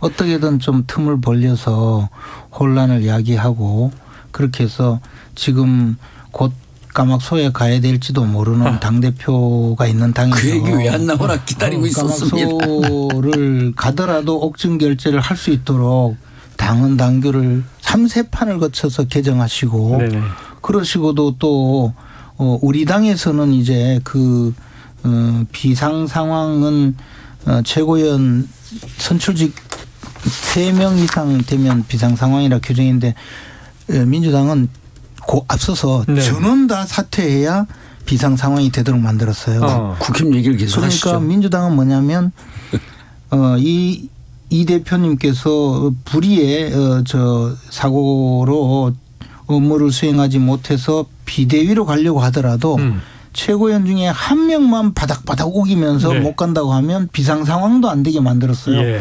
그만큼 당헌 당규를 개정하신 당에서 어떻게든 우리 당이 망해야 되는데 어떻게 하면 망할 수 있을까? 이길 자신은 없으니까 저렇게 이제 역정보를 흘리셔서 우리 당이 잘못되기를 원하는 것 아닌가. 저는 그런 생각이 드네요. 알겠습니다. 여기서 한번 정리를 하고 끊고 아까 여론조사 이게 지금 국민의힘 차기 당권 주자 지지율이에요. 그래서 말씀을 드리겠습니다. KBC 광주방송과 UPI 뉴스가 아니 그래 광주방송이 뭔 이유로 저렇게 중앙선관위에 등록돼 안 돼 있는 그런 여론조사 회사를 시켜서 넥스트 위크 리서치 저런 여론조사를 하고 있을까요? 세상을 좀 넓게 보세요. 광주방송이 대구 방송 인수해 갖고 영역을 확장할 준비를 하고 있을지 어떻게 합니까? 또 하나는요. 시야를 좀 넓게 보세요. 아니 중앙선관위에 등록된 요건이 되어 있는 여론조사 회사 93개나 있어요. 그중에는요. 김어준 꽃 여론조사도 있어요. 그런데 좀 해보시지. 자, 요게 좀 정리하겠습니다. 일단 발표를 해 주시죠. 10월 11일, 12일 조사한 내용. 이건 KBC 광주방송 홈페이지에서 확인하시고요. 중앙선관위에 등록되어 있지 않는 여론조사 회사이고요. 그런데 김재원 의원님이 인용을 하신 게 아니라 이게 유의미하지 않다라고 지금 비판을 하신 거여서. 그리고 이제 또 숫자도 얘기는 안 하셨어요. 김재원 의원이 이제 직접 레이스를 뛰고 있기 때문에 저는 이렇게 봐요. 정말 대표 출마할 사람도 아닌데 뭘 레이스를 뛰어요? 아니 대표 아니었어요? 전 대표 안 나가요. 최고위원이에요? 그거는 이제 생각해 보고. 대표님 웃으셨습니다. 저는 지난번에 최고위원을 했길래 그럼 다음 수소는 당연히 대표다. 아니 황교안 씨까지 나오는 이 판에 제가 끼어들면 정말 이제 웃음거리가 되죠. 아니죠. 황교안 이런 분들 아스팔트 그 국힘이 제일 지지율이 좋았을 때가 언제냐면 김종인 비대위원장이 있을 때예요. 계실 때 그분이 아스팔트 극우 보수와 손을 끊겠다라고 하면서 그랬었죠. 딱 끊었거든요. 그때 지지율이 민주당보다 한 10% 정도 올라가고 그리고 5.18 사과하고 그렇죠. 5.18 사과하고 4.7 재보선거에서 이기고 뭐 이런 그 승리의 길을 쭉쭉 갑니다. 아니 대선 이전이네요. 죄송합니다. 그래서 그때 지지율이 급상승하면서 당이 정비가 되는데 지금 황교안 이런 분들 나오면요. 우리는 쌍수를 들어서 환영이죠. 아스팔트 극으로 가는 순간 국힘은 망하는데 아까 이제 저더러 국힘이 망하길 바란다 그러는데 그렇게 보지 마세요. 저도 5천만 국민의 일원이고 우리나라의 집권 여당이 망하길 바라는 사람이 누가 있겠습니까? 다만 극우 보수로 가는 국힘은 안 된다. 왜냐하면 한 나라라고 하는 것은 진보 보수, 합리적 진보, 합리적 보수가 양날개로 나누면서 서로 경쟁하고 이런 모습이 돼야 되는데 지금 보세요. 저기 뭐 지집 앞마당에다가 부산 지금 난리 났어요. 전술핵. 그리고 조경태 의원은요 정신을 차려야 될 게 미국에서 전술핵 안 줘요. 달라고 구걸 그만하세요. 좀 그만해요. 지금 굉장히 이 진정성 있게 얘기하시는데 김 의원님 표정이 한기로 듣고 한기로 막 흘리고 그러니까 계십니다. 저런 자세가 옛날 삼성 김건희 회장이 뭐라 그래? 이건희 회장이 뭐라 그랬냐? 별 이야기 다 해. 이건희 회장이 뭐라 그랬냐면 들어보세요. 저 지금 맹커께서 말 배우는 데는 3년 걸리지만 말을 듣는 거는 60년 걸리면 좀 들으세요 얘기를. 김 의원님 요거 하나만 좀 여쭤볼게요. 이 지금 차기 당권 관련해서 하나 요거 제가 궁금해서 나경원 전 의원이 저출산 고령위 이 부위원장 부총리급 이걸 맡아서 그 기후 환경 대사도 이번에 맡았어요. 아니, 기후 환경 대사를 추가로 또 맡아서요. 이게 대통령실이 지금 당 대표 주자를 정리하는 것으로 보면 맞겠습니까? 근데 이제 정리를 하려고 하는 건지 아닌지 제가 뭐 뱁새가 어찌 봉황의 뜻을 알겠어요.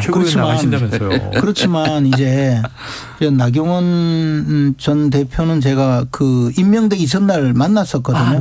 만나서 이런저런 이야기를 해봤는데 제 생각으로는 제가 이야기를 해본 바로는 대표 경선에 나갈 생각은 그대로 있어요. 확고하다. 그리고 뭐 대표 경선 나갈 여건도 충분하죠. 단지 지금 내일 당장 대표 후보 등록한다면 이거 지금 임명장 받고 대표 나가겠다고 할 수는 없겠죠. 그런데 시간이 지나면 또 이제 지금 자기가 하고 있는 일 조금 마무리하면 여력이 생기겠죠. 몇 달 있으니까. 그리고 순회 대사기 때문에 뭐 예를 들어 기후환경 회의 같은데 우리나라의 대표로서 특사로서 기후환경 대사로서 참석하고 그런 그 기후환경 대사도 비상근이에요.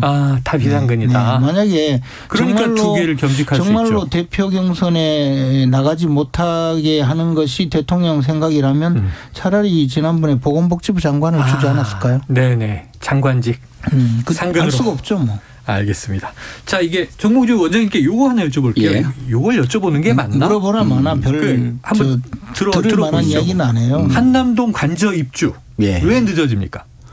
그건 모르죠. 그래서 저는 그 부분이 이제 한간에 떠도는 설에 대해서 국회에서 해명하고 그러지 않습니까? 그러니까 이게 밑에 이제 고속철도, 그 고속 지하철 그게 지나가면서 풍수 지리 때문에 그런 거 아니냐. 이미 완공은 됐다고 하는데 저는 그 얘기 인즉슨 이렇게 반성을 좀 해야 돼요. 뭐냐면 얼마나 도사 법사와 관련되어 있는 얘기들이 많이 나오면 대통령실에서 하는 얘기가 저런 정책적 결정, 정무적 결정에 많은 국민들이 거기에 풍수 때문에 안 들어가고 있다라고 하는 소문이 도르면서 그게 기사가 나고 또 그거를 믿는 국민들이 상당 부분 되고 이렇게까지 왔을 때 건진법사 천공스승 이런 얘기가 나올 때 이 당이 그다음에 이 정부가 얼마나 그러한 그 좀 비과학적인 상황에 몰입되어 있다라고 하는 것을 국민에게 이미지를 줬냐.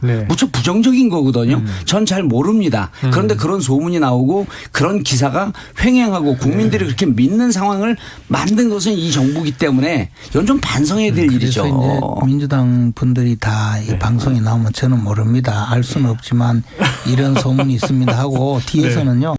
저런 나쁜 소문을 퍼뜨리고 있어요. 풍설, 풍문을. 그러면 안 들어가야죠. 그럼 처음부터 그 선정을 안 했어야죠. 지금 이사 준비하고 있는데 그러니까 얼마나 나쁜 사람들인지 몰라요. 하는 행동을 보면 한 치 앞도 제대로 못 보는 아마추어 행정이 여기저기서 보이니까 그렇게 믿어지게 되는 거예요. 너무 그런 식으로 혹세무민 나는 헛소문만 퍼뜨리는 그리고 저는 오늘 꼭 드리고 싶은 말씀은 말씀하세요. 유상범 의원이 한동훈 장관 얘기했잖아요. 맞습니다. 지지율이 40% 넘어가게 되면 총선 출마할 것이다. 그건 한동훈 장관에게 악담을 퍼부은 거예요. 뭐냐면 한동훈 장관은 정치권에 들어갔기 때문에 정치권에 본격적으로 안착하기 위해서는 장관이 아니라 국회에 나가고 싶을 거거든요. 그런데 40% 넘게 되면 윤석열 정부는 40% 넘을 수가 없습니다. 그러니까 영원히 한동훈 장관에게 너 출마하지 말라는 얘기예요. 그리고 한동훈 장관은요. 20% 아니야 15%가 돼도 무조건 출마합니다. 두고 보세요. 2024년에 그 총선 한 달 전에 저 다시 한번 여기 부르십시오. 100% 출마해 있습니다. 그럴 뿐만 아니라 검찰 출신들, 요직 출신들 30에서 40명 다 영남권에 박혀 있을 겁니다. 뻔한 얘기를 그러니까 유상범 의원은 윤석열 대통령과 한동훈 장관에게 잘 보이고 싶은 심정은 있는데 지금 국회의원 한 지 2년 아닙니까? 정치한 지 얼마 된지 모르지만 좀 하루 강아지면 범흉내 내지 말고 하루 강아지처럼 좀 조용히 살아라. 이렇게 좀 권고드리고 싶습니다. 자, 믿지 않는 것까지도 권고를 주셨어요. 이렇게 지금 온 천하에 그 쓸데없는 이야기를 다 하고 다니니까 헛소문만 퍼뜨리는 거죠. 좀 질문에 답하세요. 질문에. 여기 KBS 방송에서 제가 하는 얘기가 쓸데없는 방송이라고 하면 왜 또 KBS 해체하라 그러죠? 그 국힘 잘하는 거 있잖아요. MBC 가서 욕 먹고 이제 국힘 KBS 와서 욕 한번 더 먹어야죠. 자, 시사본부 해체하지면 안 되고요. 이렇게 좋은 방송은 오래 가야 됩니다. 이렇게 좋은 방송 이렇게 좋은 방송국을 해체하면 안 되죠. 김 의원님 요것도 하나 여쭤볼게요. 지금 아까 여쭤본 건 관저 얘기인데. 근데 제발 좀 주의 좀 주세요. 지금 저희 PD님이 이제 수첩에다 이제. 저는 옐로 카드를 주시고 여기는 레드 카드 주시고. 그게 아니라 이제 아까 예언하신 게 맞는지. 그럼요. 제가 그러니까 그만 계속 쓸데없는 이야기만 2024년 원래 쓸데없는 사람들이 이제 1분여 남았습니다. 김 의원님 이제 끝으로 요거 하나. 김건희 여사 혼자 다 떠들었어요. 봉사활동 하셨는데 한쪽에서는 미담이다. 또 한쪽에서는 이거 이미지 조작이다. 시끄러운데 어떻게 좀 정리해 주시겠어요? 아니 근데 이제 역대 영부인처럼 정상적으로 그 공식적으로 활동을 하시는 게 맞죠. 근데 이제 민주당 사람들이 얼마나 악랄하냐면 악랄하다. 처음에 그 김건희 여사에 대해서 아니 공개적으로 활동해라, 공식적으로 활동해라, 이 부속실을 설치해서 공개적으로 공식적으로 활동하면 되지 왜 비공개 활동을 하느냐, 왜 비공식적으로 하느냐 이렇게 계속 공격을 했잖아요. 근데 지금 뭐 그런 상황에서 개인적으로 가서 봉사활동한 게 그것도 한참 지나서 상대방이 저 나중에 뒤늦게 알고 공개한 것인데 그걸 가지고 지금 뭐 또 이렇게 험담을 하다가 이제 하다가 안 되니까 이제 그런 얘기까지 하는 거예요. 그러면서 지금 와서는 또 왜 활동하느냐 이래요. 저분들은 나라를 나라를 운영하는 것이 아니고요. 꼭 어디 이 못된 그 헛소문 퍼뜨리는 그런 주장만 맨날 해서 그런지 이제는 모든 것을 다 그렇게 봐요. 이게 대통령 영부인이 과거에 활동했듯이 지금 그 김건희 여사도 여러 가지 면에서 정면 대응을 하고 공개적으로 공식적으로 활동하는 것이 맞다고 봐요. 그리고 그 점에 대해서 민주당 의원들이 자꾸 저런 식으로 공격하는 것도 궁극적으로는 국민들한테 다 평가를 받겠죠. 저도 한 말씀 드려도 될까요? 아니요. 한 말씀 할 필요 없는 게요. 지금까지 말씀 많이 했거든요. 안나의 집에 왔는데 안나의 집입니다. 연락도 하지 않고 느닷없이 왔는데 돌려보낼 수가 없잖아요. 그리고 신부님께서 안수기도를 하는데 신부님께서 자기는 사진 찍은 적이 없는데 그 사진이 나갔다. 근데 저는 이게 무척 위험한 행동을 한 게요. 성경 말씀이 왼손이 하는 일을 오른손이 모르게 하라 그랬잖아요. 근데 여기는요. 왼손이 하는 일을 그 신부님도 모르게 온 천하에 다 벌렸습니다. 반성경적 활동이기 때문에 저는 그것이 인간 네. 세상의 율법이 아니라 성경의 알겠습니다. 율법에 따라서 벌 받을 거라고 보입니다. 여기서 정리를 하도록 하죠. 아까 김재원 전 의원이 그 유승민 전 의원 국민의힘 지지자를 대상으로 한 여론조사는 10%도 안 나오는 내용도 많다. 이게 확인되지 않고 알려지지 않아서 일단 유의미하지 않은 걸로 정리하고 다음에 확인되면 또 이야기 나누겠습니다. 야, 오늘 치열했네요. 여의도 정액관 김재원 전 국민의힘 최고위원, 정봉주 더불어민주당 교육연수원장과 함께했습니다. 두 분 고맙습니다. 예, 감사합니다.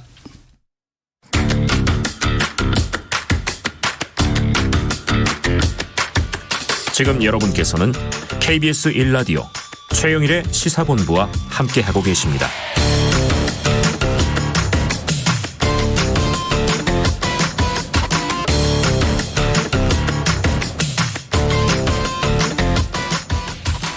네, 시사본부 매일 이 시간 청취자분들께 깜짝 간식 선물 드리고 있는데요. 오늘 이번 주 내내 최영일 커피를 저희가 쏘고 있습니다. 코너 들으시면서 문자로 의견 주시는 분들에게 저희가 추첨으로 쏘는 거고요. 짧은 문자 50원, 긴 문자 100원이 드는 샵 9730으로 의견 많이 보내주시기 바랍니다. 자, 주간 사건 사고 소식을 알아보는 배상훈의 사건본부, 배상훈 프로파일러 나와 계십니다. 어서 오세요. 안녕하세요. 자, 잘 계셨죠? 예. 자, 이게 참 세간의 정말 화제였습니다. 아동 성폭행범 김근식 풀려난다는 지금 예정이 있어서 계속 이제 걱정을 하고 있었는데, 과거에 또 다른 미성년자를 강제추행한 혐의로 만기 출소를 하루 앞두고 다시 재구속이 됐습니다. 자, 새롭게 드러난 이 김근식의 혐의를 한번 짚어보려고 하는데요. 자, 원래면은 이번 주 월요일이 출소 예정일. 근데 이 하루 앞두고 재구속한 사례는 아주 이례적이라고 하더라고요. 미성년자 11명을 성폭행한 김근식의 12번째 범행이 드러난 거죠? 예. 시기적으로는 2006년부터입니다. 말하자면은. 근데 이제 그 범행은 사실은 2000년부터 시작됐다고 보는 게 맞습니다. 네네. 2000년에도 미성년자에 대한 성범죄로 5년 6개월형을 살고 바로 출소한 후에 6월에 출소를 했는데 7월부터 그러니까 16일 이후 출소 16일부터 범행을 해서 2달 뭐 석 달, 왜냐하면 그 뒤에는 이제 필리핀으로 도망 나갔다가 다시 들어왔기 때문에. 근데 그 짧은 기간 동안 이 밝혀진 것만 11명. 밝혀진 것만. 왜 밝혀진 것만 쓰면 지금 이제 12번째라고 네네. 하는 피해자, 그리고 어제 또 저 언론에 난 것은 미국에 살고 계신 피해자가 신고를 했다. 또 새로운. 예. 그러니까 사실은 11명보다 훨씬 더 많을 수 있다라는 어떤 가설이 실제로 입증되는 거고, 지금 이것은 2006년에 그 범행을 벌여갖고 15년형을 선고받고 1년이 더 플러스가 됐습니다. 네. 왜냐하면 이 일종의 교화 교육 중에 다시 또 폭행 범죄를 해갖고 원래는 작년에 출소했어야 되는데 올해 교도소 내에서 폭행이 있었던 거죠. 이게 왜 중요했냐면요. 이 12번째 하는 피해자가 2020년 12월에 신고를 하게 됩니다. 잘 기억해 보시면 2020년 10월에 무슨 일이 있었냐면요. 조두순 출소 때문에 문제가 됐었습니다. 아하. 그때 이제 조두순 말고도 더 심각한 범죄자가 있다라는 것을 언론에 얘기하면서 그때 김근식 얼굴이 나오게 된 겁니다. 그래서 김근식 얼굴을 방송에 내보냈죠. 근데 그 피해자분이 그걸 보고 본인이 아무리 한 10대 초반이라 하더라도 분명히 기억이 나니까 그때 인천계양경찰서에 신고를 하게 돼서 그때 접수가 된 것을 수사해서 그 다음 년도 7월에 검찰에 송치하고 지금 그 송치된 결과가 이번에 구속영장 청구로 이어진 겁니다. 이해됐습니다. 그런데 이제 2020년 12월에 김근식의 언론 보도 얼굴을 보고 저 사람이 나를 성폭행한 그 사람이다 16년 전에 하고 신고를 하게 됐는데 거슬러 올라가면 그러니까 이 12번째 피해자가 신고한 성범죄는 2006년에 벌어졌다는 거죠? 자, 그런데 그러면은 너무 오래된 사건 아닌가? 2006년에도 신고는 했을 거 아니에요? 아니죠. 그때 사실은 어려웠던 부분이 뭐냐면 그때는 성범죄가 친고죄였고 네네. 또 하나는 그 당시에 연쇄 성범죄가 사실 굉장히 많았습니다. 제가 그때쯤에 이제 경찰 생활을 시작했었는데요. 서울 인근이나 서울종에 소위 말하는 연쇄 성범죄자가 여러 있었기 때문에 경찰이 여럿을 추적하고 있었고 그 과정에서 이제 그 경기도 인천 계양 쪽에 있었던데 그 피해자가 사실은 한둘이 아니었던 거죠. 그러니까 사실은 경찰이 놓쳤다는 게 맞을 것 같습니다. 당시에는. 예, 왜냐하면 피해자가 이만큼 있을 수 있는데 일일이 찾지 못했던 피해자 그리고 또 어떤 개인적인 이유 때문에 신고를 꺼려했을 수 있는 숨어있는 피해자들이 있었다. 예, 그럴 수 있는 그러니까 암수범죄의 피해자이라고 보시는 게 맞습니다. 그런데 그 당시에는 이제 미성년자였던 거고 그렇습니다. 2020년 12년 흘러서 이제 신고한 거죠. 14년이 흘렀네요. 시간은. 자, 검경의 대응은 적절했습니까? 대체로? 문제는 이제 당시에는 수사가 좀 미진했고 부분은 아까 말씀드렸고 2020년 12월에 신고했을 때 수사가 적절했냐에 대한 부분 때문에 지금 국감 때도 이제 논란이 됐던 부분인 거죠. 그렇습니다. 왜냐하면 경찰에서 수사를 했는데 문제 왜 이렇게 오래 걸렸느냐. 왜냐하면 한 8개월 정도 걸렸는데 그렇죠. 다시 보완 수사를 한 2번 정도 했나 봅니다. 말하자면 검찰 쪽에서 계속 보완을 2번 요구를 했고 여기서 좀 언급돼야 되는 건 김근식이 교도소를 여러 옮겨 다녔습니다. 그러니까 실제로 이 사건 자체가 저기 뭐 해남 쪽이라든가 목포 이렇게 저쪽으로 관할이 계속 바뀐 거예요. 갔다 왔다는 변명을 지금 하고 있는데 사실 제가 이런 사건을 조금 아는 입장에서는 사실 그건 변명이라고 봅니다. 왜냐하면 이런 아동과 관련된 사건은 굉장히 중대하기 때문에 보통 2-3달 안에 이 조사가 끝나고 결정을 내려야 되거든요. 그러니까 그럼 그 중간에 여러 다른 어떤 것 때문에 좀 소홀히 하지 않느냐라고 하는 법률 전문가 혹은 저도 그랬을 가능성 이걸 생각해 보는 거죠.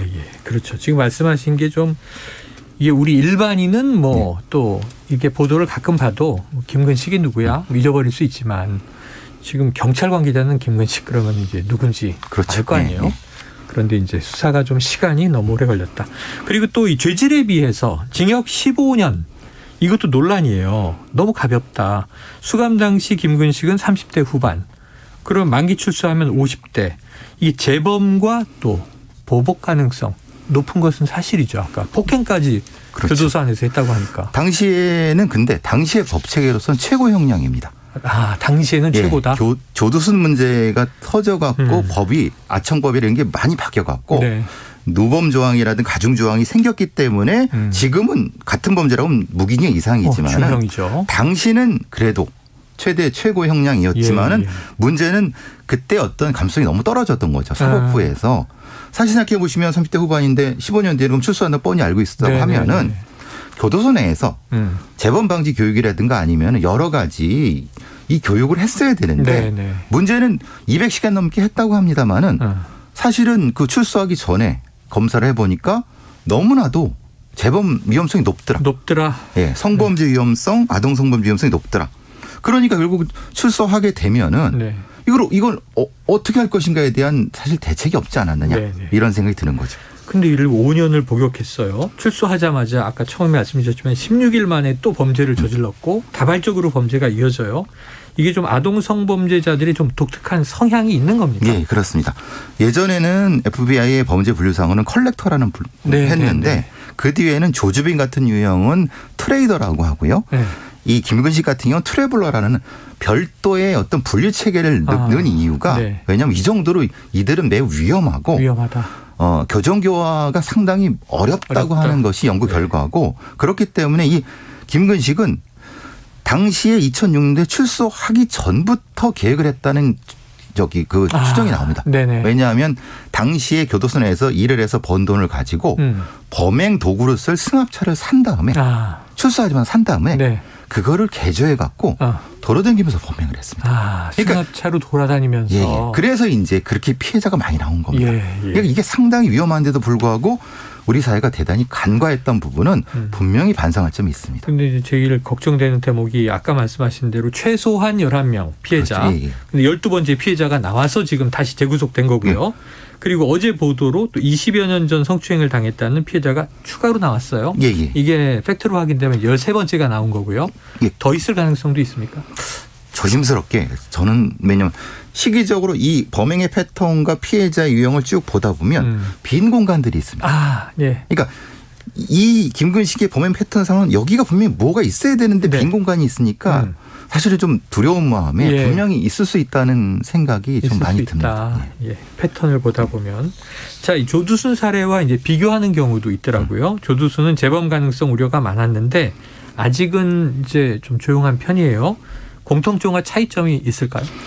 조두순 같은 경우는 이 보통 기회성 범죄라고 합니다. 뭐냐면 아동 성범죄도 기회성 범죄, 말하자면 기회가 되니까 공격하는 경우가 있고요. 그럼 그 경우는 성인 피해자도 있을 수 있는 형태인데 김근식은 성인 피해자는 없습니다.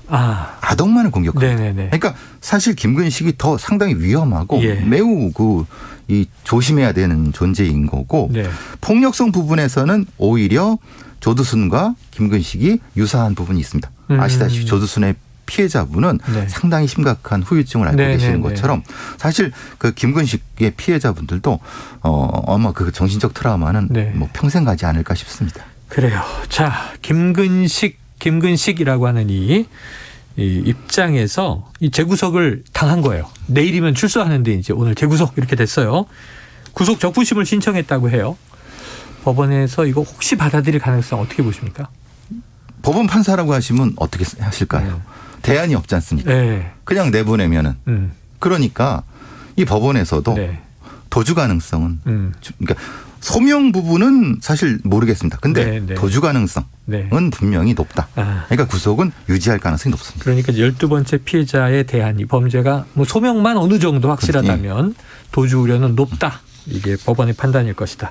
자, 김근식은 혐의를 부인하고 있는 입장으로 전해집니다. 새롭게 드러난 사건은 이게 시간이 지났기 때문에 좀 관련 증거들을 어느 정도 입증할 수 있겠는가 하고 형을 추가로 받는다면 어느 정도 추가가 될 가능성이 있어요? 그런데 아동 성범죄자의 범행 패턴은 매우 독특합니다. 그렇기 때문에 그 피해자가 진술하는 부분은 사실은 그 피해를 당하지 않고는 알 수가 없는 부분이 있습니다. 그렇기 때문에 사실 입증하는 건 어렵지 않을 거라고 생각합니다. 이게 사실은 이런 사건의 특징이고 최고 형량이 15년이지만 사실 이 양형위원회의 권고 형량은 한 7에서 9년 정도 된다고 합니다. 그 가중 한 분이 더 가중된다고 하면 한 10년 정도 받아들여진다고 하면 15년까지는 좀 어렵고 한 10에서 한 11년 정도. 10년 내외. 15년은 좀 최대한 이렇게 했으면 좋겠다라는 희망사항으로 보고. 아유, 알겠습니다. 너무 끔찍한 사건이고요. 또 이제 뭐 형기를 채우고 사회로 나오는데도 사회의 두려움이 있습니다. 조두순 때도 그랬고 김근식도 그랬는데 출소 하루 전 재구속이 됐는데 추가 피해자가 나왔던 것이죠. 지켜보도록 하죠. 자, 오늘 배상훈 프로파일러와 함께 사건본부 함께했습니다. 오늘 말씀 고맙습니다. 감사합니다. 자, 오늘 최영일 커피 당첨자분들은요. 시사본부 홈페이지 그 안에 들어가면 방송 내용이 있거든요. 거기서 확인하시면 당첨 여부를 아실 수 있고요. 당첨되신 분들은 맛있게 드시면 감사하겠습니다. 자, 오늘 준비한 최영일의 시사본부 내용 여기까지고요. 저는 내일 낮 12시 20분에 다시 돌아오도록 하겠습니다. 지금까지 청취해 주신 여러분 고맙습니다.